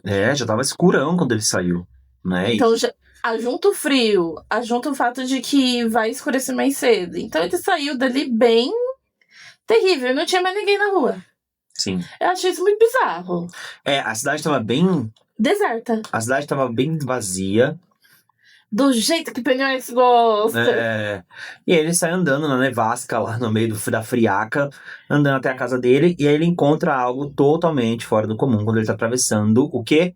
A ponte do canal de Derry. Que estava congelada. Aí a gente fala, meu Deus do céu, de novo essa ponte. É a mesma ponte que jogaram o Adrian Mellon. Então, assim, você consegue ver como os caminhos são sempre muito cruzados na história narrativa. E eu não acho isso um problema. Eu acho isso até interessante da escrita do Stephen King, porque ele não deixa muita ponta solta. Até aqui eu não consegui enxergar coisas com ponta solta na obra. Tudo encaixa muito perfeitamente. Tudo encaixou. Eu não vi nada que ficou solto, que você fala assim, não, isso aqui não tem motivo pra acontecer. Teria ficado solto se a gente não soubesse o que tinha acontecido em janeiro. Sim, se ele terminasse o capítulo sem explicar, aí fica tipo, mas tá, o que aconteceu? Mas aqui teve um flashback, não só nesse capítulo, falando no todo, do capítulo 1 até esse capítulo, eu não sinto isso, sabe? E aí ele vê uma pessoa andando no rio congelado, lá embaixo da ponte. Na verdade, é uma pessoa parada, né? Uma pessoa parada. Lá no meio do negócio, segurando balões que lhe cobrem o rosto. E a roupa? Não tinha uma proteção térmica na roupa. É a roupa de palhaço, né? A pessoa tava usando a roupa de palhaço tradicional. E o Ben, ele ficou, encucado. Como é que uma pessoa está conseguindo sobreviver nesse frio ali? Não tem como. O que é muito doido. Tá 12 graus, gente. Sim. Na verdade, menos 12, né? 12 negativo. É 12 negativo. Sim. E além disso, o Pennywise começa a falar com ele. Então ele tá lá no guarda-corpo corpo da ponte, olhando, e aí o Pennywise começa a falar com ele. E ele não só fala com ele... Mas é engraçado que essa fala do Pennywise não está mexendo a boca, ele não está gesticulando. É verdade, ele não sabe, porque ele não vê o rosto do Pennywise. Ele só tá escutando dentro da cabeça dele. Porque ele não consegue ver o rosto do Pennywise. O rosto ele tá olhando pra baixo. O rosto da figura, né? Que no caso a gente sabe que é o Pennywise, mas ele tá olhando pra baixo e ele tá segurando os balões que estão na frente do rosto. Então ele não vê. Não vê. Ele só ouve a voz. Ele ouve a voz falando com ele. E além disso, ele não só conversa com o Ben, como também ele usa a literatura pra atrair ele. E é muito inteligente isso, porque ele usa a literatura, que é uma coisa que é uma paixão do Ben, pra atacar ele. Pra tentar atrair ele, né? Você vai gostar daqui, eu prometo. Todos os garotos e garotas que eu conheço gostam daqui. Porque é a Ilha do Prazer de Pinóquio. É a terra do nunca de Peter Pan. Eles nunca precisam crescer. E é isso que as crianças querem. Então venha. Veja o local. Pegue um balão. Alimente os elefantes. Ande na montanha-russa. Ah, você vai gostar. E Ben, como você vai flutuar? Então ele usa referências de outras obras, como por exemplo Pinóquio, ele usa Peter Pan. Então a gente sabe que é pra afetar diretamente o Ben como pessoa, né? Ele não é bobo e nem inocente. Não, é nada, você acha? Ele sabe. Ele sabe muito bem instigar as suas vítimas pra conseguir capturar. É um personagem muito genial. Sim. O Ben, ele fica totalmente paralisado com essas questões. Ele fica lá, ele ouve a voz, ele não consegue se mexer, o pé dele parece que tá congelado no chão, ele não tem força pra se soltar dali e se mover. E com isso a figura vai se aproximando, e aí quando ele chega bem perto, ele sobe os balões e o Ben consegue ver uma das 1000 formas com as quais o Pennywise se apresenta. Que eu apelidei carinhosamente de Múmia-wise. Amém! Porque ele tá com a forma de múmia, né? E não o corpo. O corpo continua o mesmo, continua com a roupa do palhaço e tal, mas a cabeça é como se fosse a cabeça de uma múmia. De uma múmia. No livro, o Stephen King, ele apresenta essa aparência da seguinte maneira. Não era a maquiagem que o palhaço estava usando. Nem estava ele enrolado em um monte de ataduras. Havia ataduras, a maior parte dela ao redor do pescoço e pulsos, voando ao vento. Mas Ben conseguia ver o rosto do palhaço claramente. Tinha linhas profundas, a pele com um mapa de rugas e um pergaminho, bochechas rasgadas, carne desgastada. A pele da testa estava ferida, mas sem sangue. Lábios mortos sorriam para uma mandíbula nas quais dentes se inclinavam como lápides. As gengivas eram esburacadas e negras. Ben não conseguia ver os olhos. Mas alguma coisa brilhava no interior dos buracos negros como carvão. Alguma coisa como as pedras preciosas frias, nos olhos de escaravelhos egípcios. E apesar de o vento estar para o lado errado, parecia que ele conseguia sentir o cheiro de canela e especiarias, mortalhas apodrecidas tratadas com drogas estranhas, areia, sangue tão velho que tinha secado e virado flocos e grãos de ferrugem. Todos flutuamos aqui embaixo, grasnou a múmia palhaço. Olha, bafo! Ai, o bafo! Eu adoro muito essa forma do Pennywise. Eu também. E obviamente que isso vai ser uma questão pro Ben, porque ele assistia filmes de terror, né? Ele assistia os filmes de terror. E quais são os clássicos do terror? Frankenstein, Drácula, A Múmia, O Homem Invisível. Esses são todos filmes que são muito clássicos. Inclusive foram até rebutados pela Warner. Não, pela Universal. E tem até o parque novo, né? O Epic Universe, acho que é na Califórnia, se não me engano. Tem o parque de diversão novo que abriu e tem uma área só pra esses monstros de terror. Nossa, que maravilhoso. Não sabia dessa. Que são os clássicos, né? Tipo o Frankenstein, o Drácula e tal. Então é muito legal, assim. É muito legal ver que ele usou essa referência dos filmes de terror clássicos, que são muito bons. Como uma parte do Ben também, que admira os clássicos pra assustar ele, tá? E a múmia vai se aproximando. Quando tá com a mãozinha já assim, ó, a mãozinha começa a esticar e pega na beirada da ponte ali, perto do pé dele pra subir. Aí ele cai na real e consegue, graças a Deus, fugir. Mas tudo isso graças ao quê? Ao sino da prefeitura. Exactly. Eu acho que é aí que mostra o poder escondido da Maturin. Nós não enxergamos a Maturin aqui, nós não temos nenhuma citação da tartaruga já tem um tempo. A última vez que a gente tem a citação da tartaruga foi no interlúdio, quando o Mike fala que o Bill ficava falando para o grupo que a tartaruga não vai nos ajudar. Mas eu consigo compreender que é uma manipulação da Maturin. Porque é muito aleatório o sino da prefeitura ter tocado bem no exato momento. Mas tocou por causa do horário. Tocou por causa do horário. Acontece que nem sino de igreja? A cada uma hora toca. Não, mas aqui da prefeitura acho que não foi no ponto do horário. Acho que foi tipo assim, um horário específico ele toca pra dizer que encerrou os trabalhos. Ah, faz sentido. Porque antigamente era assim, né? Quando, tipo, vai começar um turno de trabalho, tinha a empresa um barulho, tinha um sino. Não era tipo assim, tem um relógio aqui. Gente, deu 5 horas, demorado, tô indo embora, tá? Não, era um sinal. Dava um sinal. Então, essa era industrial, era muito isso, de, tipo, ter não um sino, tipo, de tlim, mas um sino, tipo, igual de Maria Fumaça. Trem Maria Fumaça. E eu achei interessante ser um sino, porque lá na frente, o sino da campainha leva o Ben para o sino da escola. Sim, é tudo conectado. E aqui a gente tem o sino da prefeitura que vai trazer o Ben para a realidade e ele conseguir fugir da nossa múmia. Sim, exato. E aí ele começa a correr desesperado. E foge, querida, sai a 300 por hora, vazado. Sem olhar pra trás. Sem respeitar as leis de trânsito. E aí, quando ele chega numa rua que ele considera segura pra ele vira pra trás e vê que não tem nada. Sim. E aí a gente chega, então, no último trecho, pro desfecho desse capítulo, que é quando a gente tem ele acordando no Barrens e o discurso dele, o diálogo dele com o Bill. Então ele desperta aqui do cochilo dele, daquele buraquinho que ele conseguiu se enfiar. Não sabemos como. Mas aí ele percebe que ele tá todo ralado, rasgado. Arranhado. Que ele fala que, será que eu tô cagado? Ele sabe que ele tá um capo. E aí vem o pensamento, tipo, meu Deus, como que eu vou esconder tudo isso? Ele tá com um pé com tênis, o outro sem.